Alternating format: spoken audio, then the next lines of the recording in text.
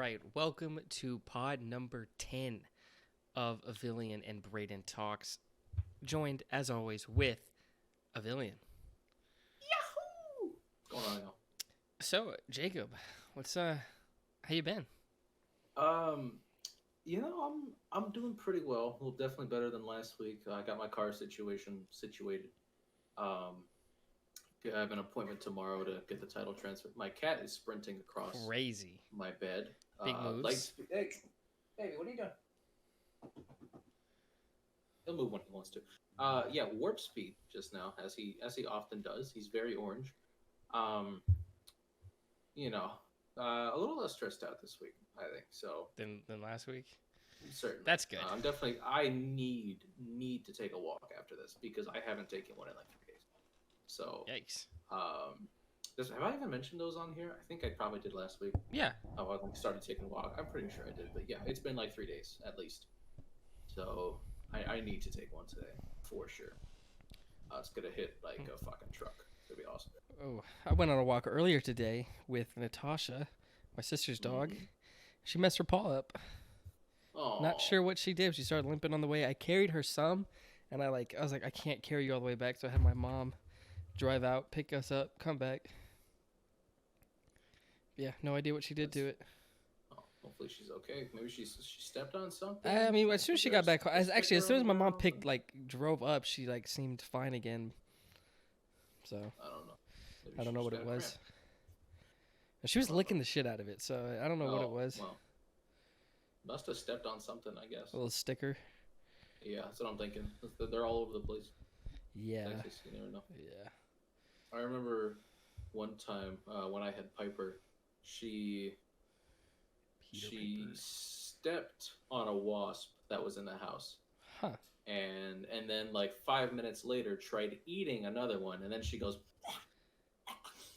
because it stung her, because of course it did. But she didn't learn the first time, so she got it again the second time, and I don't think she ever got stung again after that. So yep. Yeah. Yeah. Are you wanting to talk football? Well, before we get into that, we just talked about how we're doing, but it is November is Men's Health Month, so fellas, make sure you're taking care of your body, and your mind, and your soul. When you take a shower, grab your balls, look around, soaped up, but no, just feel around down there every now and then.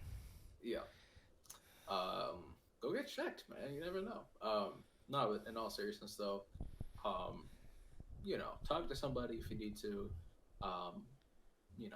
Just enjoy yourself. And if you enjoy yourself, you can check yourself while you're down there. If you're enjoying yourself in that type of manner.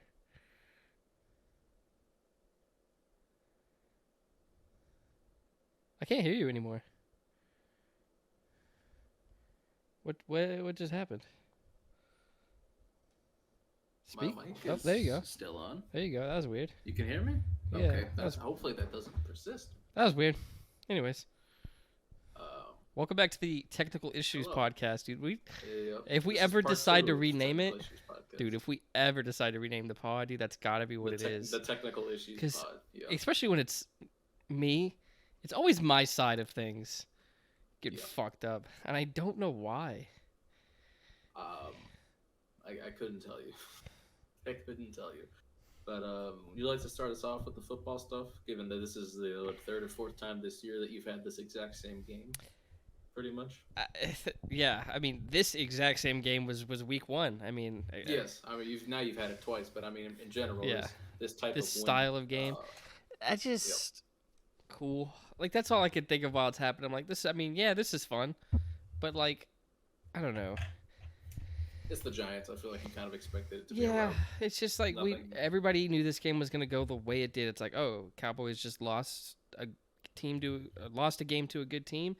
Well, they're going to go blow out this measly competition that's getting rolled out in front of them. I don't know. It's going to happen, but CD caught it. Dak was like Yeah, I was trying to throw it away, but that's CD Lamb. Dude, yeah, So I that's texted fucking awesome. I texted the group chat when he like made that throw. I was like, there's Oh, no way Dak meant to do that on purpose. And then I saw the yeah. replay and I was like, maybe he did. And then he said, "No, Yeah, but no."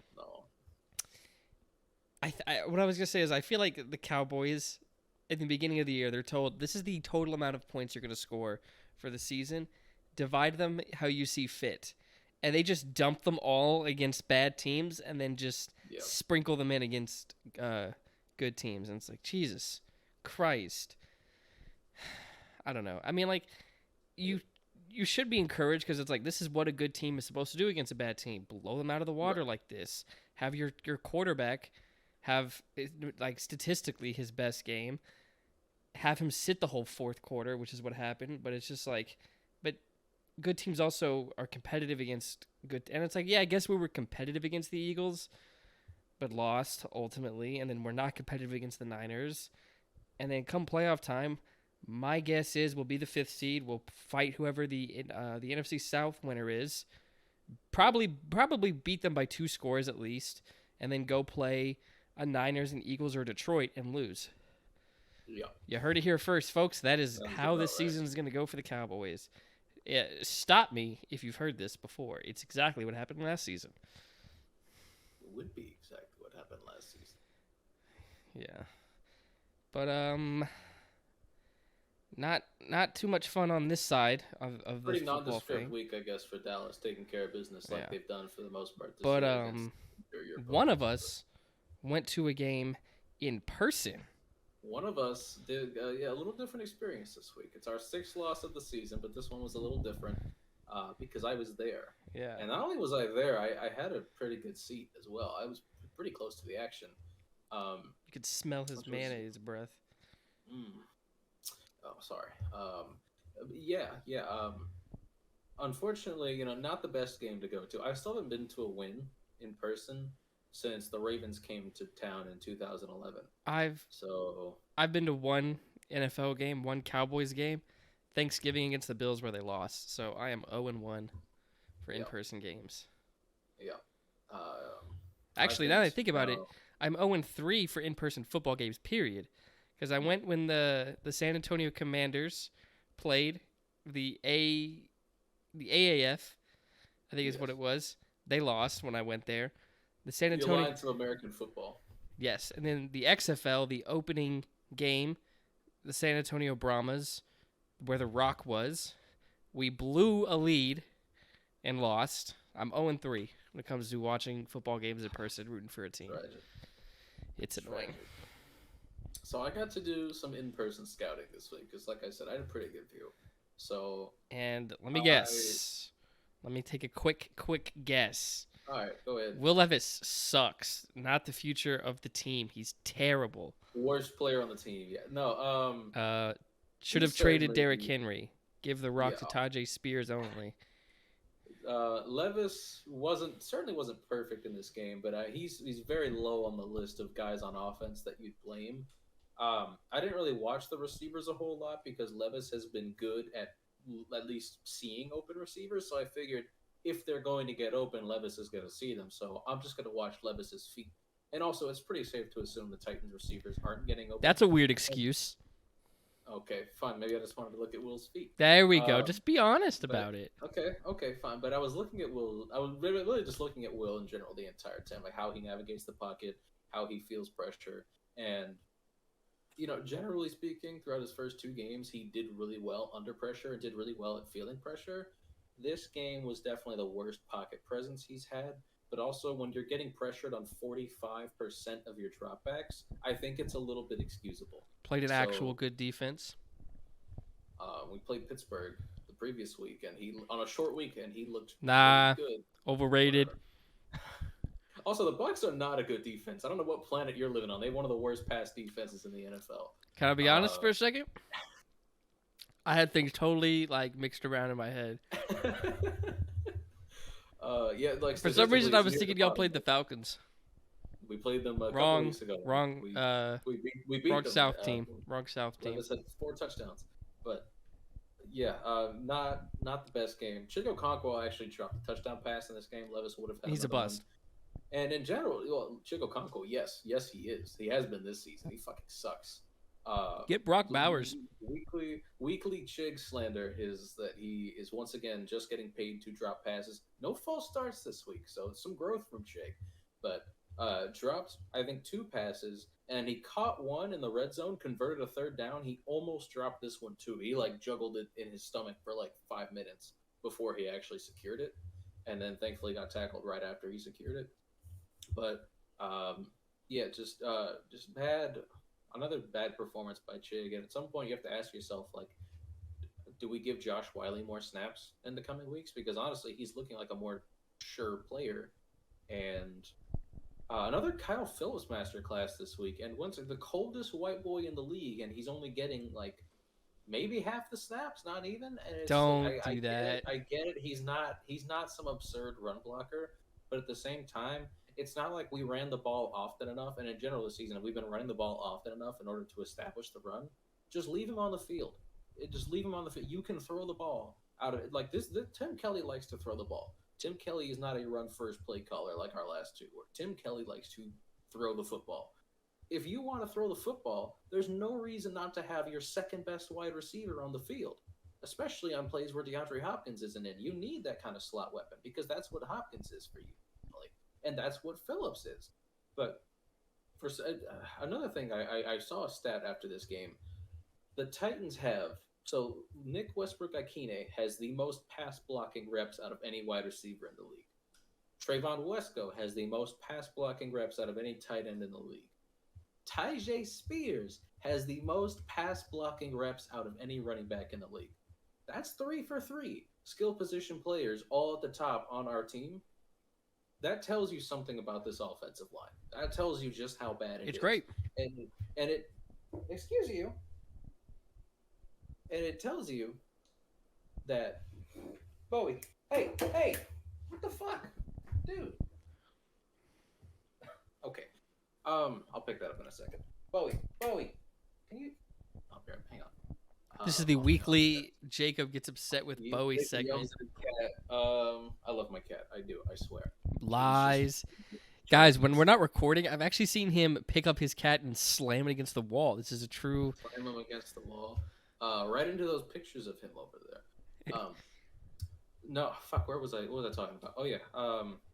Tells you just how bad this offensive line is when you have skill position players pass blocking. You have your running back and your tight end and pass protection every single play. You only have 2 or 3 players running routes. And so the defense just has to drop, 4 or 5 guys. Everybody else can rush. And they're covered because they can't separate. And so you can blitz for free against the Titans. They can't stop it. And sure enough, the snap to pass, I think Devin White had, or snap to sack, I think Devin White had the fastest snap to sack in the league this week. And I remember the play. It was he's a good player. It was play action. Yeah, Devin White, good player. It was play action. As soon as Levis turns his head around, he hits the floor. There's nothing he could do. And there were a few plays in this game where Levis could have avoided the pressure, like the first sack that he took in this game. Our first drive was actually really good. I felt we were going to win this game after watching the first drive. We marched all the way down the field. You didn't. Did you even watch the game? Absolutely not. I felt pretty good about it after this first drive. We were marching all the way down the field, and then it was 3rd and goal, and Vita Vea came off the edge, actually, and beat Andre Dillard because it's Andre Dillard.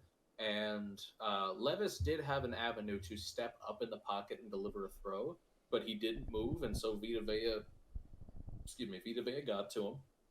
And then during the post-game press conference, after Mike Vrabel spoke, Will Levis went up to the podium, and a reporter asked him, how do you evaluate your development over these 3 weeks? And he was like, I feel like I've done a pretty good job at seeing the field. But there are certainly there were some plays in this game where I could have avoided pressure, and that sack on 3rd and goal was one of them. And I'm like, that was like the first drive of the game, and that's the first thing he thinks of when he thinks of his mistakes. Like, that's impressive, honestly, because it stuck with him. He knows he should have done better on that play. So I don't have an issue with Levis making mistakes. He's a rookie playing his third career game, He's a and bust. he's surrounded by one of the worst offensive rosters in the NFL. Really, one of the worst rosters in the league in general. I think it's um, I almost wish Mike Vrabel would, in a press conference, would just say, like, when they ask him about the team's struggles, because he has to juggle the answers all. It's like, we're getting effort on this play, we're not getting on this play, or we can't execute on this. I wish he would just say, well, the team fucking sucks because John Robinson mismanaged the assets for like 3 years. Like, obviously, it's not something he will ever say, but he's never going to say the God, quiet part out loud. how But long are you gonna think it about is what it is. Will Levis to AJ Brown? Oh my dude! Until Levis retires, Oh, to be quiet, or at least until AJ retires, yeah. because You're like, oh, imagine, that imagine, big strong arm thrown to AJ Levis Brown. did have AJ Brown, like just like having that kind of, because I like DeAndre Hopkins a lot. DeAndre Hopkins is limited at the end of the day. He's still a very good wide You receiver, said but washed? he is, yes, totally. He is limited. If you press him, if you have just a good press corner on your team, and you just press Hopkins all game, you are going to jam him up. And he has to win 50-50 balls, which he's good at. But and Levis likes throwing them to him, but he has to win 50-50 because he can't get off the line against press and he can't get open. The only receiver on this team capable of getting open consistently is Kyle motherfucking Phillips, coldest white boy in the league. Cap. Please play him more. He gets open. He's the only one who gets open. You need open receivers. Put Kyle Phillips in the game, please. But I watched both Andre Dillard and Dylan Radins get away with quite a few holds in this game as well, which was pretty fun. Like on one of the last drives of the game, is it the last drive or second to last drive? Right in front of me, I watched Dylan Radins like put his arm around the defender's neck. It didn't get called because Andre Dillard went out with a concussion in this game. And the only thing I'm going to say about the offensive line is like it's a disaster and it's going to be this season. There's nothing we can do about it. But at this point, Andre Dillard sucks. Dylan Radins is better on the inside than he is at tackle. Um, can we just try Jalen Duncan? I can't believe I'm saying this because he's one of the worst tackles I've ever watched in college, but he is a freak athlete, and the coaching staff does love him. They've loved him. They used a top 30 prospect visit with him before the draft. And they didn't take him till the 6th round, but they like him. They like him a lot, and when he was available, they took him.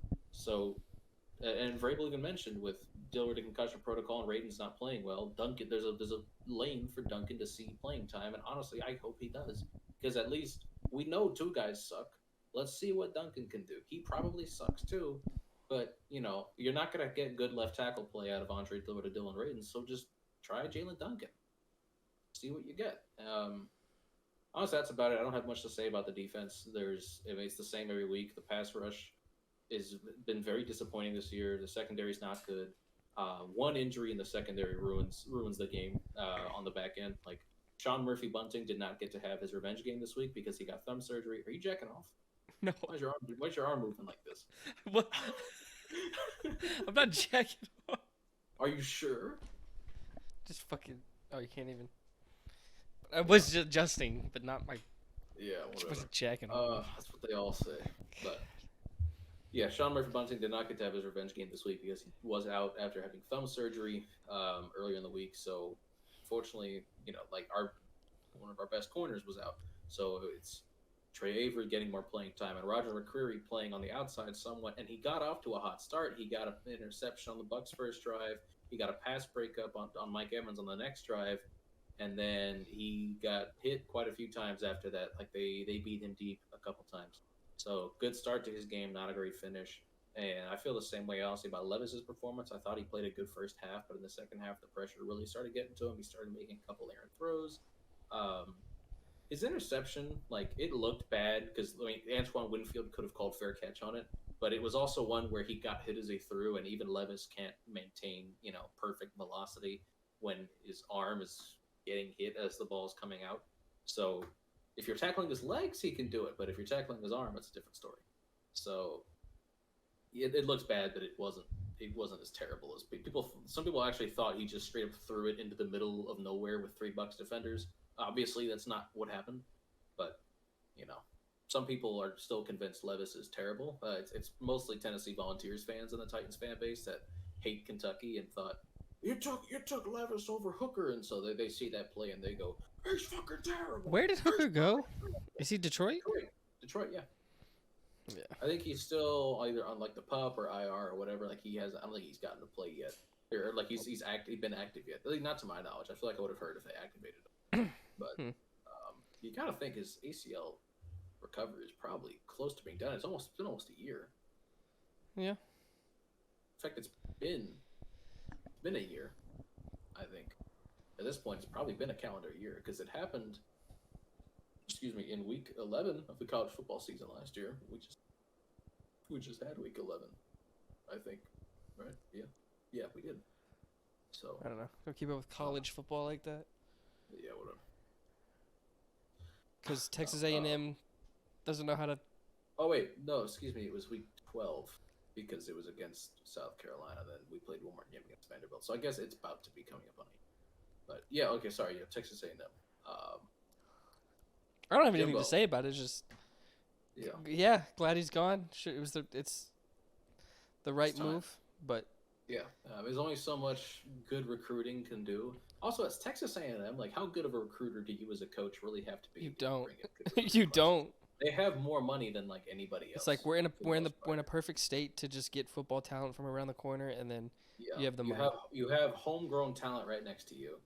You are in the best conference in college football. You have oil money. How good of a coach do you have to get people to come in? Like, you don't have to be an incredible recruiter. Now, granted, yeah, they had like the highest rated recruiting class ever, and then immediately like 10 of those guys transferred out like the next offseason. So, what does that really matter? You know what I mean? We just need Connor to come back and be healthy, and let's see who we get as this next coach. I know everyone's saying Dion, and I would sell my soul to get Dion, but he's staying in Colorado. Yeah, I don't think he's going. Well, especially if for whatever reason Dion did leave this offseason, what happens to Colorado to the Big Ten? Just now, that's all of a sudden that would be disastrous for the Big Ten because you're taking Colorado for nothing. You know, when Dion's gone, what's the reason to be optimistic about Colorado? I know they're getting new facilities, but like, is that it? Is that all? I don't know. Is that the only source of optimism there? My guess is Texas A&M just throws a bag at whoever the top coaching candidate is in college football. Also, I'm just gonna say it now. It's not gonna be Dan Campbell. Like, the idea that Dan Campbell would leave the Detroit Lions. Did you see one tweet again? Where do you get these things from? No. A bunch of people, a bunch of like pundits, like, were making lists of potential candidates, and they're all putting Dan Campbell on. At 10. No, they're not ordering them. They're just putting him on there. I'm saying, generally speaking, like, I don't care if he's an alumni. He's not leaving one of the best teams in the NFL. I hate when you see an objectively bad take and then you like want to dismantle it, and it's one guy. It's not just one guy. I didn't say that. I just said you see an objectively bad take and you're like, I saw 3 people that get paid money to talk, so they know what they're talking about. Say this, and I got to disagree. They don't know what they're talking about. That's my point. So I don't know why you feel the need to do this. I'm just saying, like, it's not gonna happen. You see punditry that's like, hey, we need to put something on the graphic to get attention and get people to talk. Exactly. You're welcome to the trap, Jacob. You fell in the trap. There's no trap. I'm not saying who. I'm not giving them any attention off of this. I'm not telling. One of you shared the post in the group chat, which does give it attention. Whatever. When you see something that dumb, you just scroll past it. All right, that's not fair. That's fair.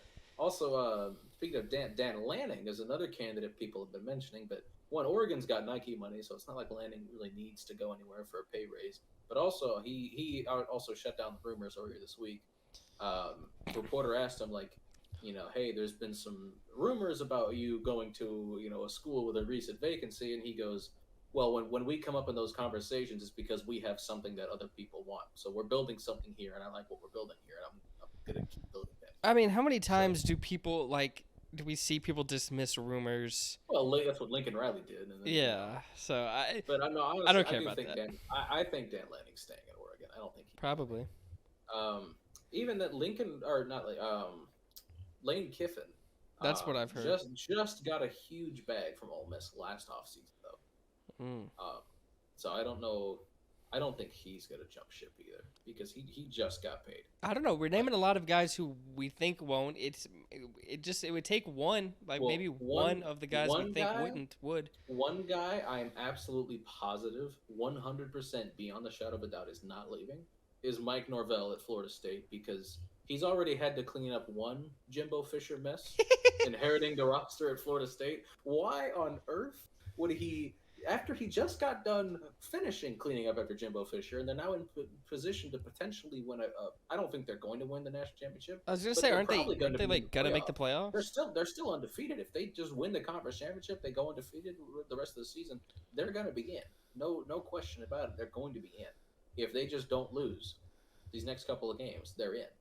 So you're in position to potentially win a national championship, and like you're not going to go to Texas A&M after like people were talking about firing Mike Norvell after year 2 because things weren't happening quickly enough, and then in year 3 he got it together, and now in year 4 they're on their way to a playoff spot. He's not going to inherit another disaster from Jimbo Fisher. He just got done fixing one. Like that would be that. If Mike Norvell doesn't have enough gray hairs, he's going to be bald by the time he fixes another Jimbo disaster. I mean, class. So I feel like with Texas A&M, I don't know how fast the turnaround could be. I feel like it could be pretty fast with that type of money to I'm throw with it you. a good coach and players. But And Florida Connor State, was really good when he was playing.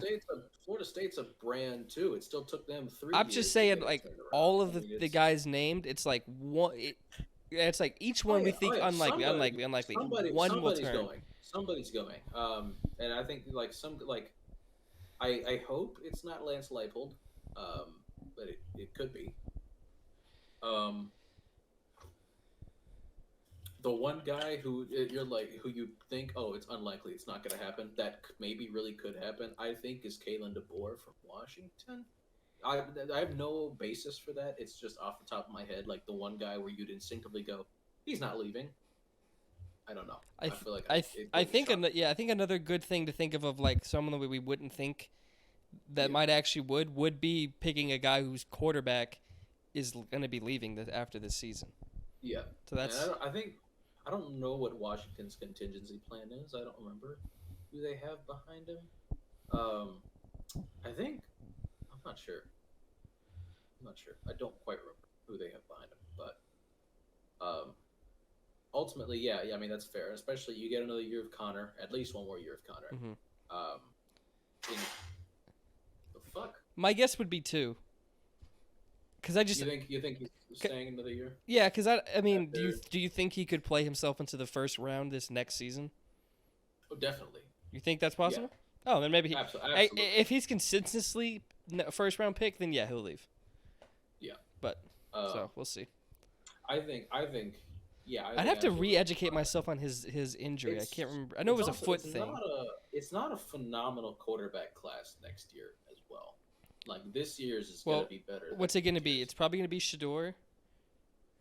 Shador next year. Drew Aller out of Penn State. Yeah, those are like the 2 that I've heard. Connor, I think Connor's going to go in the first round. Quite honestly, I think Connor at this point is. I mean, granted, we're going to see guys next year take big strides that are going to. You always Michael Penix wasn't talked about first round. I was just gonna say I liked Penix coming into this year, but I wasn't necessarily saying, oh, definitely first round pick. Now, no shot he goes out of the top like 15, at least he's going top 20 for sure. I see. It's you're really high on him, but a lot of mock drafts I see, like don't have him sometimes at all in the first round still. See, I quarterbacks, like he's too good of a quarterback for him to fall out of. Well, granted, Will Levis fell out of the first round. I don't know. It's a good quarterback class. Maybe he does somehow. But I mean, if anybody's gonna fall out of the first round, it would be like Quinn Ewers or. I don't see him going either in the first. So, I don't. So to me, I don't even see that as falling. He might just come back. Yeah. Another year to a shitty. Which honestly. School. I don't want him to. I want to see Malik Murphy. I very selfishly want to see Malik Murphy, and then Arch the year after. But he'd be a day 2. What do you call it? Quinn would be a day 2 pick. I think if he was on talent alone, he's a day 2 pick. So It'll be But fun. I mean, obviously, Joe Milton's not sniffing the first round. I can't wait to get Uh, into draft season. Draft season is going to be a lot of fun. It's gonna be a lot of Speaking fun of draft because I'm season, done with the Cowboys season. The Cowboys are cooked. speaking of draft season, the Titans are going to have a top 10 pick this year. Yeah. And Not don't you guys have the 11th pick like second last worst year. record in the AFC? Yeah, after Denver just won, it's us and New England. I think that's it. Because I saw the groupings. It was a lot of like 5-4s, 4-5s, and then just 4-5s. like Yeah, somebody we're 3 and posted the 6. order and they left a huge gap, and then it was Titans, Patriots. Bowie, what are you doing? Yeah, New England is the only team in the conference worse than us, which is okay with me, because that means all of the good young talent's going to the NFC in this offseason. So we won't have to see it. Yeah. And then also it means that we are going to get the second pick of the litter in the AFC, which hopefully is a tackle of sorts. Give me Olufoshanu. Give me Joe Alt. Give me Amarius Mims. Give me the Oregon State guy. I can't remember his name right now, but like, give me somebody. Give me anybody that can pass protect, because Lord knows nobody on this team can. We need at least 3 new offensive linemen this offseason. Left tackle, right tackle, and right guard all need to go. I think Aaron Brewer he's gotten better as the season's gone on, and like I feel like if you have really good offensive linemen around him, that's the best way you can hide his lack of play strength, because at the end of the day, he is 6'1" and 280 pounds. So he has to be at center, and he has to be surrounded by 4 bigger, stronger, and better linemen, I think, for him to really, really look good as a center. But I mean, I feel like you can live with it. It's just you need more pieces. I Skaronski, long term, good piece there at left guard, but you need other guys. So. Should we just do picks? Fuck it, let's jump into picks. Let me open my plans for my cat. Yeah, so I'll give people a quick recap. I won last week by 1. Honestly, I thought you won by a lot more. Nah, just because we both had a terrible. I didn't. You can't go back and see it, and I forgot to take screenshots. But we both had a terrible first block. We agreed on a lot. That's what the thing was. We actually did agree on a lot. The first time window, then the 1 o'clock games for you, the noon games for me. We both did terribly. Then the second window. Oh yeah, it was bad. It was really bad. Second window, we did great. And I'm trying to remember. This might be our worst week in general. I try to remember. It's our second worst. I remember. So I had Tampa Bay. You had Titans. That was one of the ones that was different. You had Niners. I had Jags. Very wrong. Very, very wrong. I told you, man. When it was too obvious of Jacksonville's on this big streak, Niners on this losing streak. Like, yeah, this is a get back game for them, and this is a back to reality game for them. Like, it's just gonna. I don't think it's as obvious as you. Well, okay. It's also important to remember that, like, as critical as I was of Brock Purdy for those couple of weeks, his brain was soup. He had a concussion prior. Like, his brain. Nah, don't excuses. Brock Purdy sucks. But I'm trying to remember, and then there was another one that we disagreed on. What game did the Jets play? Jets play the Raiders. I think that was the one. I picked Jets. Yeah, I think that was the one. Did you pick Raiders? Yeah. Oh, that'll do it. So now it's I have 87 right on the year. You have 84 on the year, so I'm up 3. Yeah. I think the Cardinals. Well, actually, wait, no, you picked the Falcons, didn't you? Or you were going to, and then I twisted your arm by saying Kyler's back. Yeah. And then you sold me on Kyler. Is Kyler going to be back? And I said yes, and he was. Kyler was good. Yes, and I have him in fantasy. He's my backup quarterback right now. I love seeing Kyler Murray play good football. I'm so happy. But so happy. Not happy enough to make them to say they're going to upset the Texans, but happy enough. I've won 7 out of 10 of the weeks, so let's see if you can. You're due a game. You're due a week. It feels like. I am. I feel like I'm due for a big week here. The problem is I get too no, it's gonna be this. Also, the problem is I have certain there's weak spots that I have in my heart that you're probably gonna be able to exploit.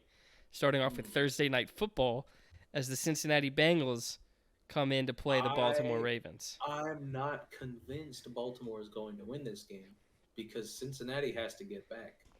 But Baltimore just lost too. I understand that, but I mean, at the same time, Baltimore is still, leading the division for the Bengals. It's fuck, like we were off to a good streak there, Hmm. and then we, couldn't get it done against Houston. We kind of collapsed a little bit. Yeah, but At I one mean, point the because Ravens collapse. The collapse was actually harder. actually, yeah, every time I looked up at the jumbotron, Actually, the Ravens were up by 17. I got home and saw that they lost, and I couldn't fucking believe it. yeah, and I have no idea. actually, the Bengals didn't even necessarily collapse because No, they were they only were up by 7. I think they were up like at the beginning of the they game. were I down don't know most why of the I thought. game. Yeah, they were up at the very Hmm. beginning, but then Houston had a 2-score lead at one point, and then the Bengals They tied it had up. a lead, and they tied it up. I don't remember, but Yeah. C.J. Stroud Tyler game-winning Boyd drive, second dropped week in a what would row. have been probably the game-winning touchdown. They had to settle for a field goal. Yeah, he's gone this offseason. I feel. But it sucks because he had a great game. He had like eight catches, 100 yards or something like that. Yeah. But didn't have the catch that mattered the most.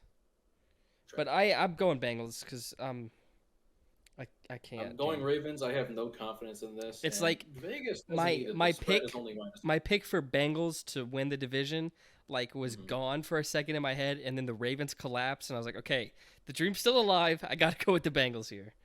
The Ravens' road record is better than their home record. Something to note. That's interesting.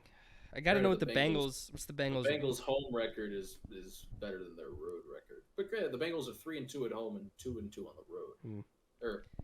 And it's the also Ravens it's are- like home stuff, divisional game. It's like they're still they know each other. Well, the Ravens are 4-1 on the road, but one of those road games was in London, so it's not like it was a home game for Tennessee either.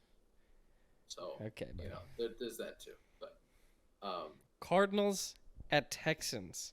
This one's actually tough for me to pick now. I would, and it's Vegas too. The spread is also 4, so they're only Because- giving Houston 1 point without the home field. Because I gotta run through the Texans games, but like they've had like some disappointing lot. Like when they played the Panthers, that's the one that sticks out. I feel like there was another one where it's like maybe looking back, you should have won that. So they're a team that I think because they're so young, there is still some like back and forth of like being consistent. So I'm actually give me the. Ooh, this is so fucking tough. This is a tough one. What are you thinking? I'm not telling you until you make your pick. All I'm right. not going to influence you on the Cardinals 2 weeks in a row. I need you to make your own opinions on the damn Cardinals. Trey McBride, I love Trey McBride. been a monster. I got him in fantasy. I love Trey McBride. I love your Arceus plushie as well. Sorry. Oh yeah. Speed break or What pause, game? but, like, What game? Oh, fuck. Platinum, I guess, is probably the game you'd most associate. No, with. like, Legends Arceus as well. This came with a pre-order. Legends Arceus is the pre-order. That must have been it, because I think it must have been Gabe who also did that pre-order and got it as Gabe well. did, Then. yeah. I pre-ordered it digitally, not off that website that you guys okay. did, so I should have done that. But it was too late to cancel my pre-order, I think, or something like that. So. All right, I'll go. Fuck, dude, this is such a coin flip for me. Give me the momentum. They just played actually a good defense. They'll be better. Give me the Cardinals. I've got Houston. Yeah. I've got Houston. God, so we're disagreeing for the first two. I begrudgingly pick Houston. But this will be an easy one for us to agree on. Bears at Lions. Give me Detroit. I don't know, man. No, I got Detroit as well. And so does Vegas. The spread is 10 points. I feel like they're going to win by more than that as well. Bro, can you just drink your water? Cowboys at Panthers, a spread of 10.5 points. I thought it'd be bigger. This is going to be Dallas beating up. It's probably because it's in Carolina, but this is going to be Dallas beating up on another bad team. Yeah. If the Cowboys were at home, think about it, because of what home field advantage gives is 3 points. If Dallas is at home, the spread would be 16.5. Yeah, that sounds more about right. It takes 3 points from Dallas and gives those 3 points to Carolina. That's a 6-point swing at home versus on the road. So, yeah. Okay, Chargers-Packers. This is a battle between two head coaches that just need to get fired already. And give me the one with the quarterback I believe in more. Give me the Chargers. I feel like almost the Chargers are kind of due for a loss because they have. Well, I guess no, they did.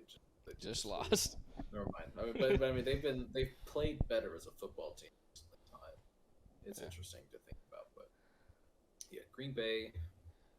It's been a tough tough season. Started off looking, hey, Jordan Love, Uh, and then it just, it's been a tough what the last fuck? 5 games. It's been our last 6 games for them, rather. I think they're 1-5 in their last 6 because they started out 2-1. Yeah.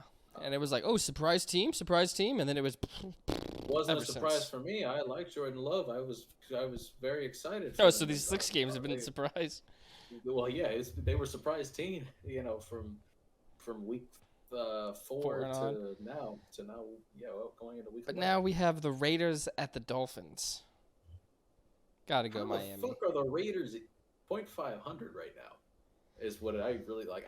Wow, good job Raiders actually having this record. Yeah, Antonio 10 games Pierce. this season. They made a mistake not keeping Rich Bisaccia. They very well could do the same thing if they don't keep Antonio Pierce. So I'm gonna say, as of right now, he looks like a good coach. Keep Antonio Pierce for now. That the jury is not in on that yet, but We'll see. for now he's 2-0. He's 2-0 as a coach. 2-0, but against the Jets and the Giants. Okay, but they beat the shit out of the Giants. Josh McDaniels makes that like a 3-point game. Let's be real. Like that, they're not convincing. But I think interim head coaches, like, they're undefeated their first weeks, like, throughout NFL. So it's like, that's just what happens.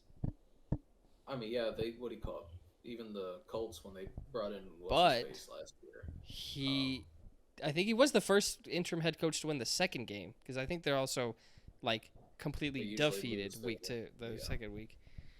But yeah, I think are we both going Dolphins? It sparked. Yeah, we're both going. It sparks the locker room is another thing. Like you see that as a player, and you're like, fuck yeah. This head coaching change might also save one of my fantasy seasons, with Devontae Adams finally getting the football more. It's about damn. Well, also the quarterback change.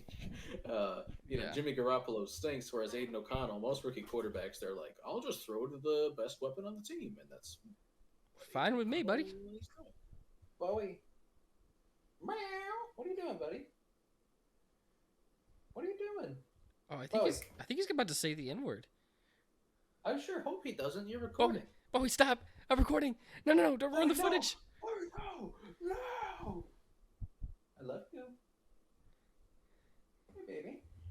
Give me a high five. Thank you. And then interesting NFC East battle here between the Giants and the Commanders. Commanders by 50. Give me the Howl. The Howler. Give me the Howl. The NFL leader in passing yards, just like we all expected him. Yeah, because they're having to throw it a shit ton. Brian Robinson just had his career day of 119 receiving yards. Should you think it'd be Antonio Gibson getting that kind of receiving and yard? Well, he saved one of my fantasy teams this week because somebody dropped him a little while like last week, and I picked him up, and I was like, I need somebody to start. I guess I'll start him. It goes off for like 30 points, and I was like, okay, sweet, thank you. But yeah. All right, we got a 6-3 divisional matchup between the Browns and the Steelers. God, I am. After the first couple weeks, I'm surprised that one of these teams is about to be 7-3. And they're both 4-1 in their last 5.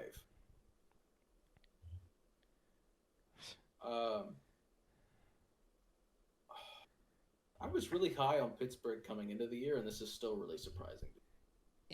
But, I was high on this division. This was the best, easily the best division in the NFL. I think just about everybody saw that. And it still is, but like not to the level. Both of these teams, it's like, how are they doing this? It's both just riding their defense, and I'll take the defense at home. I'm gonna go with the Browns. Give me Myles Garrett. I'm with you there. Give me a Myles Garrett takeover game against. But now it's like I thought these teams wouldn't make playoffs, but now it's like, is a 7-3 team gonna miss playoffs? If one were to, it would be with the type of offenses that they have, but I still don't. It's tough. I don't know. It's interesting to think about, but we'll see. Titans Tennessee at Jacksonville. Give me Jags by 50. It's a get-back game for them. The Titans are terrible. It's a lost season for Tennessee, and at this point, I want to lose games. I just want to see Will Levis look good when we lose games. So give me a top 10 pick. Give me Olu Fashanu. Give me a Jacksonville win in the bank. Titans still have not won a game away from Nissan Stadium this year. It's not happening this week. 3-0 in Nissan Stadium, 0-6 anywhere else. Give me Jacksonville in the bank. Yeah. And then Bucks at Niners. I think Niners keep rolling, Taking care of business. steamroll. Yes, sir. Maybe not Back steamroll, to but it. they beat the Bucks. They win by a fair. The Bucks are good. The Bucks, people are gonna have a little bit more faith in the Bucks after this last week. The Titans are just bad. Correct. The Bucks did not play particularly great in this game. Tennessee stinks. So but Tampa Bay's pass rush does deserve some credit because they still had more success against this offensive line than even some other teams have. But I don't have like renewed faith in Tampa. This is just you beat a shit. The Titans suck. And then Jets at Bills. I'll take the Bills with the new OC. I'm taking getting their good bag. My man, Joe motherfucking Brady, back at it. My guy. You know what? Joe Brady, Titans head coach 2024. Run it back. No. But I'm happy for Joe Brady. Ken Dorsey, I mean, he stinks. Like, this was a good call. But at the same time, he's far from the only problem. Like I was going to say, he's not the one throwing it to the defense. Firing your offensive coordinator mid-season usually doesn't bode well for teams, though in this case, you have a guy who's called plays before. You have a guy who's had time to develop after not being very successful calling those plays. And I know he's been having struggles. Usually when you're firing the OC, it's not because they're coaching a Josh Allen's like level of quarterback. Yeah, that's another thing. When you have Josh Allen throwing the ball, like also taking James Cook out of the game because he got strip fumbled on the first play, like it's not like he was just loose with the ball. The defender ripped it out. Like that sequence was hilarious for me because it's Monday Night Football. I'm up 8 fantasy points, right? Yeah. And it was like, okay, fuck, I'm gonna play Cortland Sutton, and my opponent has James Cook. I was like, okay, I just need Cortland Sutton to outscore James Cook by 8 points. And fucking Cook immediately fumbles the football, and I was like, yes! And Cortland Sutton scored a touchdown. And then he scores a beautiful touchdown. Yeah. I was like, sweet, I won. Dope. Excuse me. But, yeah. Yeah, also, the Jets won the first game in the series. I don't see them sweeping Buffalo. And it sucks. I don't want the Jets. Like, I kind of want the Jets to win this game because I want to see Aaron Rodgers come back and them have a chance to make the playoffs when he's back. Dude, but Aaron Rodgers would be so unlucky, the more unlucky person is DeMar Hamlin in this situation, but would be so unlucky to have the most incredible comeback in terms of like from this injury ever that we've seen to come back in the same season. He couldn't be comeback player of the year because it's like a dude died and came back to life and is playing football still.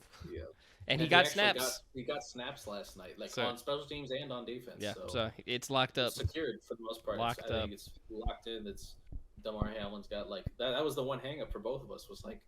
Yeah, he died, but like, is he going to play? Is he going to get on the field at all this year? And the answer is yes. Immediately they went, yes, no, he's going to get it. Don't worry. Shut up. Fine. We hear you. He'll be active. He'll play. He can have a crumb. So, they let him do his thing. So, but then we move on to Seahawks at Rams. I got to see if Stafford's playing. I'm kind of feeling a Rams upset. I think Stafford's going to play. I think he alluded to it, so I kind of feel you, though, because divisional games... There is no line on this game. It's a push. It's a push. Click on it. There's no line on this game. Oh, you're right. Yep. No line on this game. Yeah, I have day to be a degenerate, but I haven't gambled in a few weeks, actually, so I'm no longer... I'll ride the home team. I am as well. I feel like, it's also like, the Rams got to win another game eventually. This team's too well coached. But... Minnesota at Denver. Also, I think they're coming off a bye, aren't they?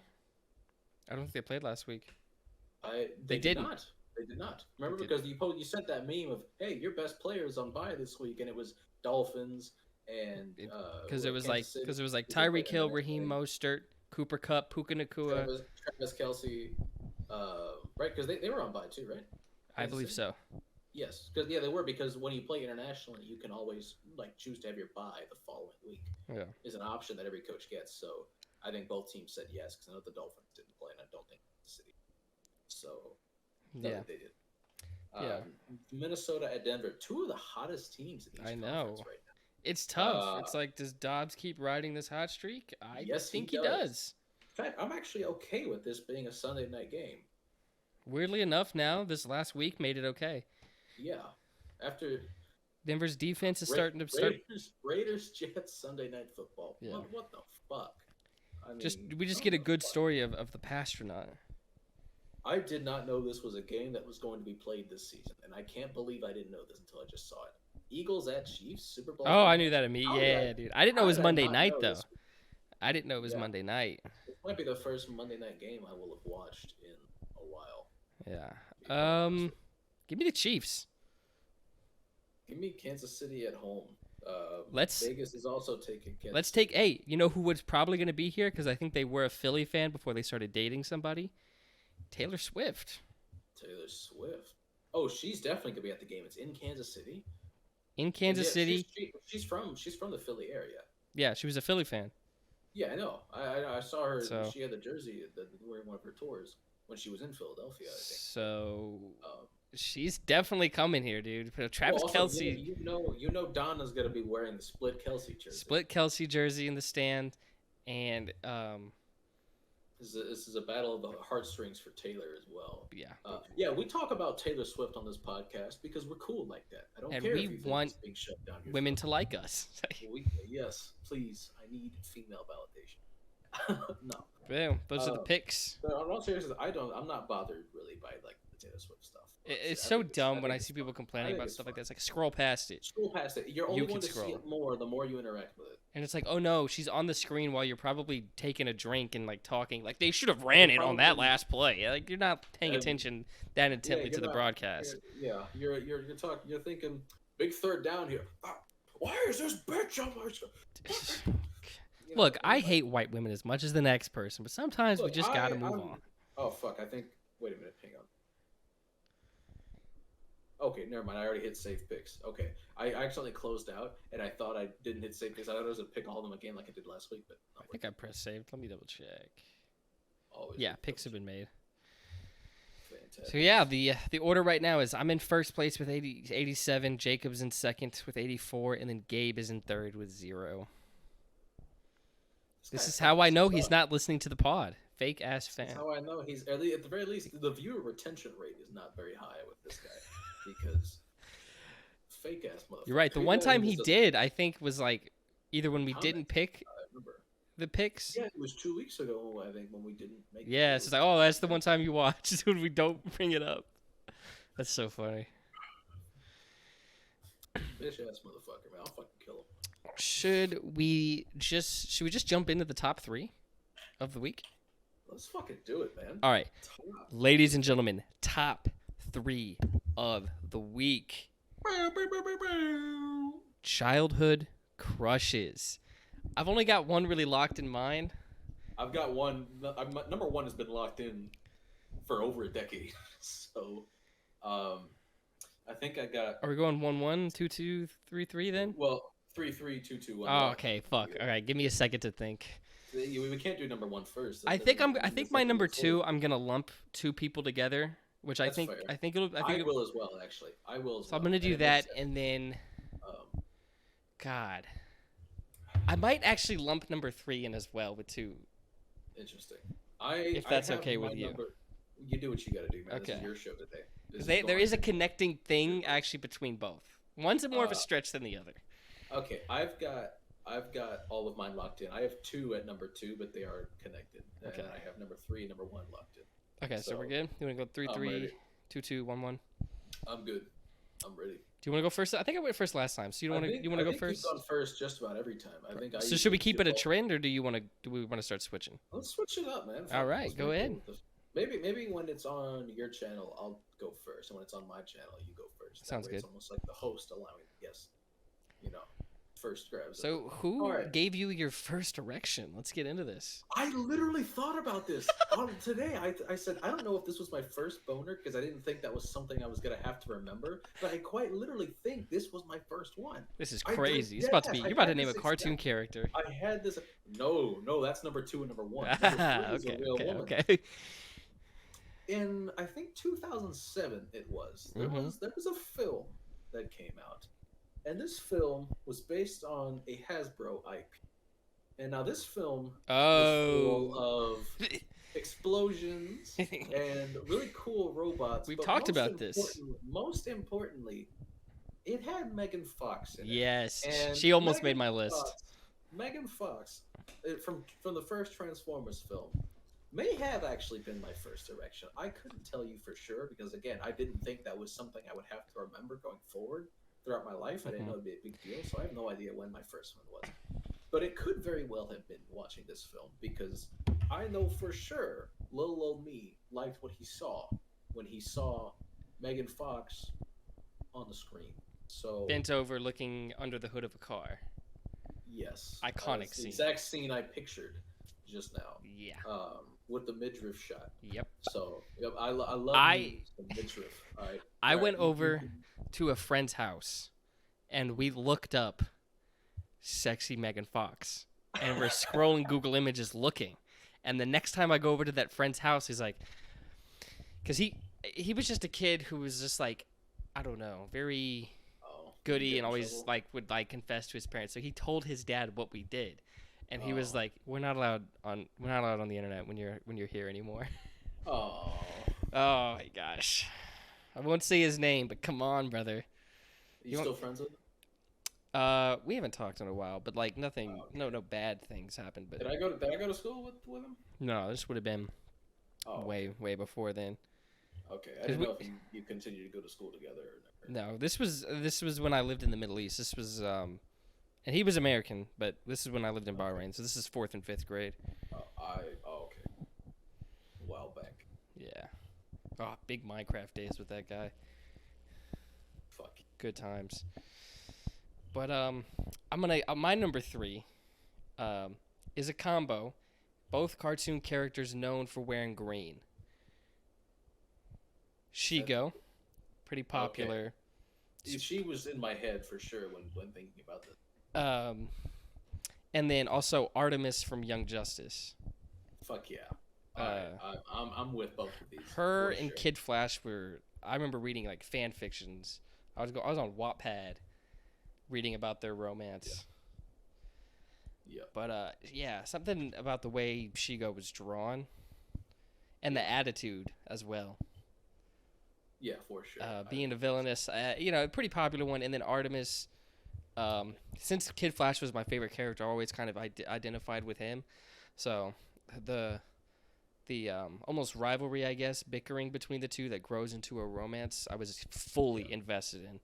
So yeah, that's my number 3 is a combo of cartoon characters wearing green. Fuck yeah. But yeah, your number 2. That's huge. My number 2 is a combo. Ooh. And it's because I couldn't decide between Starfire and Raven. Valid. Oh my god, valid. Now I know I'm in the minority here because most people would say they prefer Raven. Me personally, I think it's swapped. I think people used to prefer Starfire, and I think it's swapped to Raven as goth girls became more prevalent. Well, see, that's kind of how my take has evolved over the years. For sure, when I was a kid, like Starfire immediately, like that's right. Like I was like, yes. Now, I still don't necessarily gravitate towards one or the other. Now it's more like, I see this, I see that. Both is good, both good.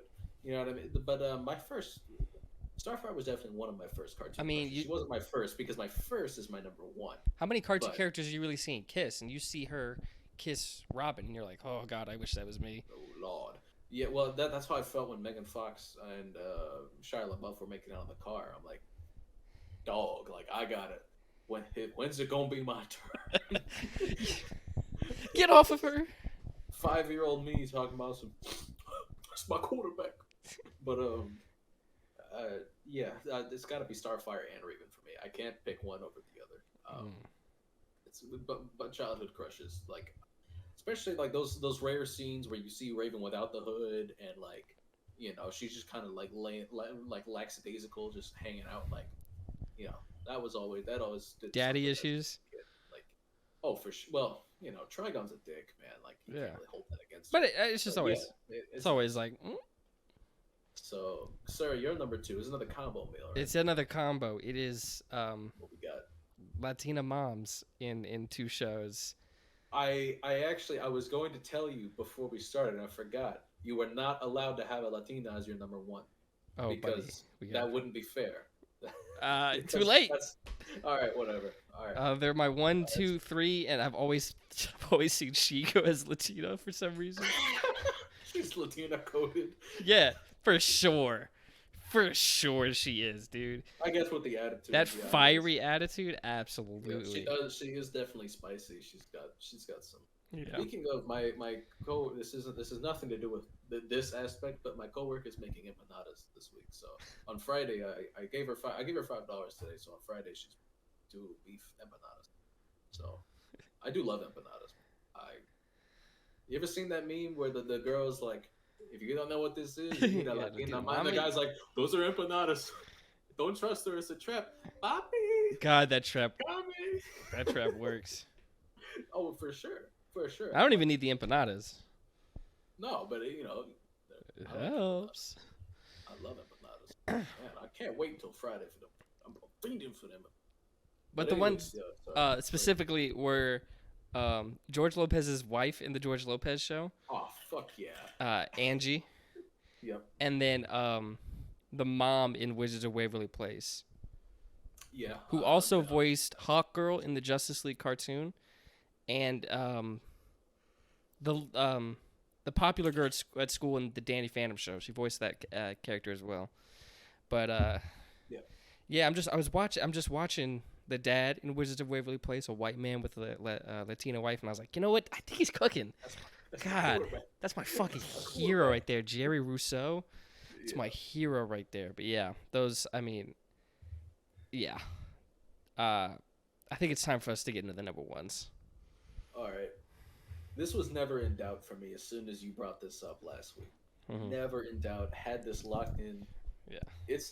Look, this is no surprise to anybody. Like I said, even though I had more of a proclivity for Starfire than Raven, doesn't mean I didn't like goth chicks growing up any less than I do now. Oh. And when Total Drama Island Ooh. first aired on television, You're cooking. You already know. I needed that. What'd you need? And look, we've discussed her before. She is a recurring Queen. guest on the podcast because we have. In fact, I'll even throw in an honorable mention here to somebody else we've discussed. The honorable mention here is Courtney, because we've discussed. She feels like she's got a stick up her ass. She's very uptight. And you want to take it out, replace it. Just one day, just one sesh. I feel like could do her some good. Not in the sense Duncan was working on it, dude. Man, she got nothing. She just needs some dick. Like, I hate saying that. I don't want to be that guy. You know what I mean? Sometimes, man, that is the release people need. But in generally speaking, I think she needs some kind of release. And for sure, even as a kid, I'm like that. Like, just kind of being a bit of a cunt. Like, it was kind of hot. I don't know. For sure. But number one, without any further ado, you all know it. Gwen. The quarterback. God. All right, that's dog. There was no question about it. As soon as you brought this up, we wanted to be Trent, but we all felt like Cody. You know what? I'm getting that tattooed. We all wanted to be Trent, but we all ended up feeling like Cody. God, I'm getting that shit tattooed. God, yeah, that is fire for sure. No question about it. No doubt in my mind. As soon as you brought this up.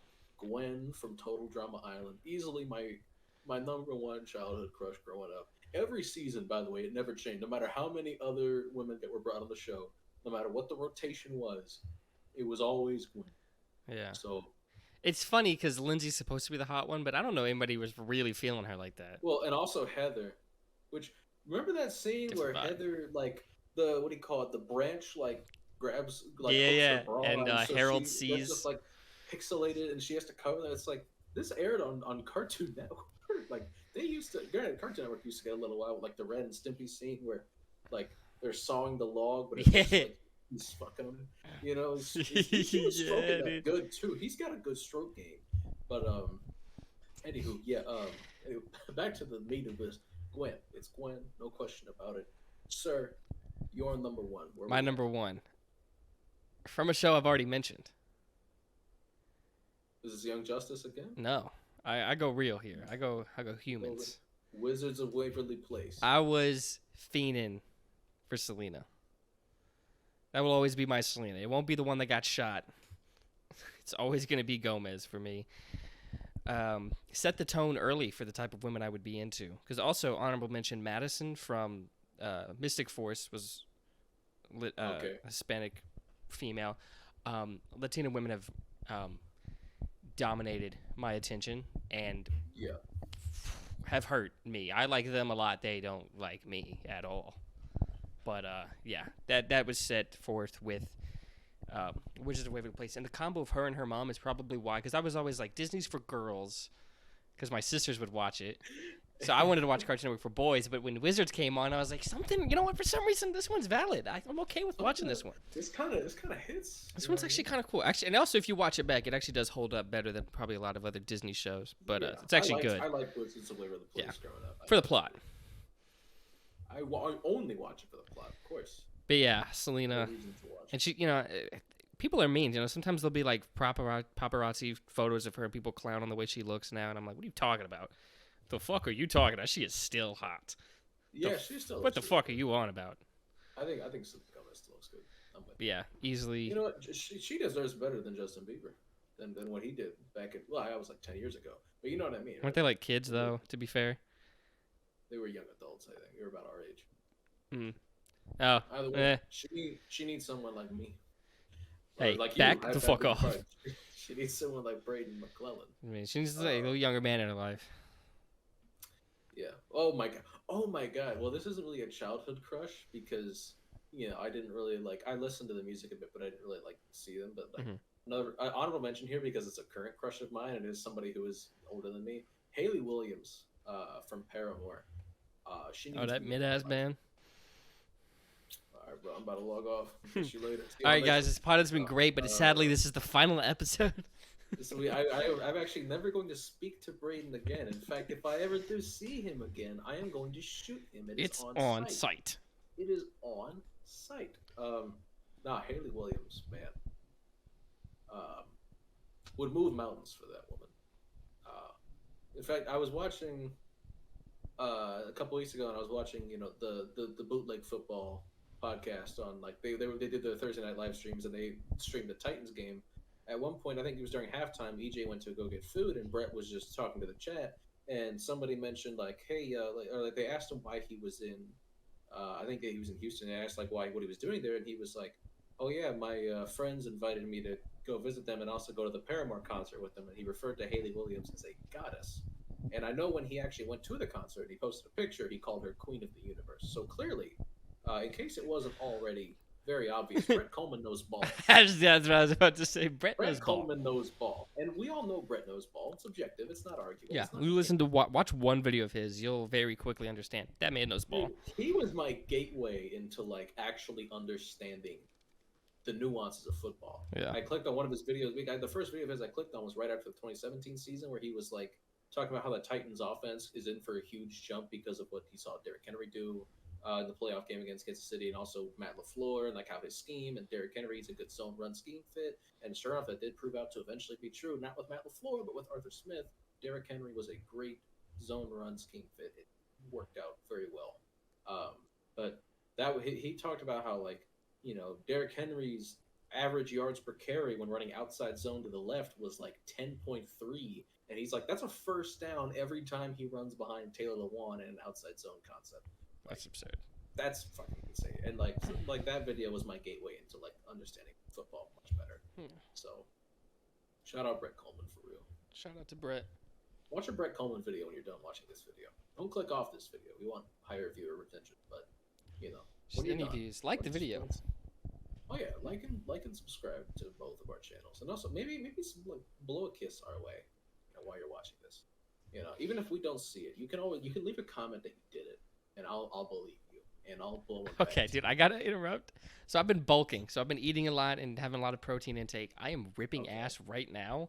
Smells terrible. I'm getting hit with it, and I'm like, what the fuck is that? Oh god, dude, it's bad when you can smell your own, and you're like, oh fuck. That happened to me at work today because I had to poop, but I didn't want to go yet because I was in the middle of something, and I farted, and it smelled so bad I was bothered by it. And then immediately my coworker comes over to show me something, and I'm like, "Oh no!" Don't come And here. thankfully, I didn't see any. I didn't see any look on his face that indicated that he caught a whiff. So maybe it was a very short range burst. Just a shotgun. But it was. But it was literally. It was rotten egg. It was one of those. It was bad. Yeah. It was. It was bad. I was. I was. It was disastrous. So I'm excited. I'm just happy that that didn't end up worse for me. I still got to get another like 1,300 calories in me. Trying to put That's what on girl size, dinner's put for. on some muscle. That's what girl dinner's for, man. Yeah, Girl boy. dinner. Do you know what boy dinner Girl is? It's just the main dish, no sides. No, that's what I eat for the most part. Is Yeah. boy dinner most. Dude, sometimes I'll Boy make dinner because is like actually- one night I cooked pork chops or pork loins. I mean, and then I was like, I finished and I was like, oh, I didn't make a side. Guess I'm just eating 2 pork loins by myself. To be quite honest with you, I less or more often than not, I don't make sides. That's a problem. Like I should make sides more often, but For a more honest balanced to meal. goodness, like, well, it's not like I don't eat anything else with my dinner. Like I usually I'll get some carrots from the fridge, but like generally speaking, how often do I cook sides? Very often. Today I'll make some green beans though. Today I'll make. I usually just go to rice. Rice is a good one, but well, I guess like what do you call it? Like when I make like usually when I cook any kind of meat, I always make either rice or pasta with it. So I guess like by default, like, I've been going to potatoes a little more. I need to get into potatoes. Oven I love roasted potatoes. Actually, you know what I need to start buying? I fucking love sweet potatoes. I Not had sweet only potato do I fries the other night. That's what I ended up Not only putting with do the I porks. love sweet potatoes, I am going to put my foot. You know what? We should do like a weekly like unpopular opinion segment. We should start right now. I don't know if I have that many opinions on anything. I just fucking chill. Okay, well we should. I'm gonna do Next an week, we're going to be unpopular getting opinion into the segment. Israeli-Palestinian conflict and giving you our opinions and our solutions to everything going on over there. Uh, Because it's so simple. We can solve it real quick. And then the following week, we're going to solve world hunger together. So stay tuned. But for now, I'm just going to say, in terms of like baked potatoes, give me sweet potatoes every single day over regular potatoes. In terms of baked potatoes, In terms of I'm baked? Like in terms baked? of fresh out the oven, like wrapped in foil, fresh out the oven, I prefer sweet potatoes. I think Like they taste loaded? better. Are you loading them? Depends on what you're putting in them. Like if you're just putting butter and some seasoning on it, give me sweet potatoes. Now if you're doing, the cheese and like all the other shit, okay, give me the regular. But generally speaking, give me sweet potatoes. I guess that's valid. I give me sweet potatoes, especially like what do you call it? Like just butter. Yeah, because if you're Sweet going for potatoes just the every potato, I think single sweet day. potato makes more sense to go to. Of course, it's got more flavor to it. It's sweet. It's got something. Yeah. And you know what? You know what's also really good? Sweet potato casserole with like marshmallow paste on top of it. My mom used to make that for Thanksgiving. I've definitely She hasn't seen in a that. I'm while. trying to remember if my mom's made She that hasn't though. made it in a while. I wonder if she'll. I want to ask her if she'll make it this year because I haven't had it in years, and it's fucking delicious. Yeah, dude, I fucking love sweet potatoes, man. Like, look, this And is your the sweet camera potato loves to segment. green flicker. It does. It's doing it a lot tonight. It wasn't for like the first like hour we recorded this, but afterwards, it's been doing it a ton. Wonder why. Because we have the same exact camera. Mine doesn't do it. Yours used to do it. You said. That's true. I don't know what I did to stop it. I'll figure it out eventually one of these days. Maybe I'll look it up after. Maybe this, it just but runs enough and then eventually it stops. It's just I gotta break it in. That's all it is. That genuinely because I don't because I'm trying to think because anything I've messed with it like the settings in Streamlab. Like it's not something that should carry over to other applications. Yeah. So I have no idea. What do you? I fucking love sweet potatoes, dude. I would kill a man for like a lifetime supply of sweet potatoes, easily. You know what I mean? Especially I serve a 20-year prison sentence. I come out, I get sweet potatoes every day. But I get them in prison. Oh my God, man, I'd do it. I would. That's. I was listening to some of one of my favorite podcasts out right now is Matt and Shane's Secret Podcast. Really funny guys, but they had. I think Matt knew a guy who had been to prison. Not very secret anymore. You just put them on blast. It was secret for a while because it was a really small pod, but now it blew up because one of them had a scandal. Oh, not good for them. No, and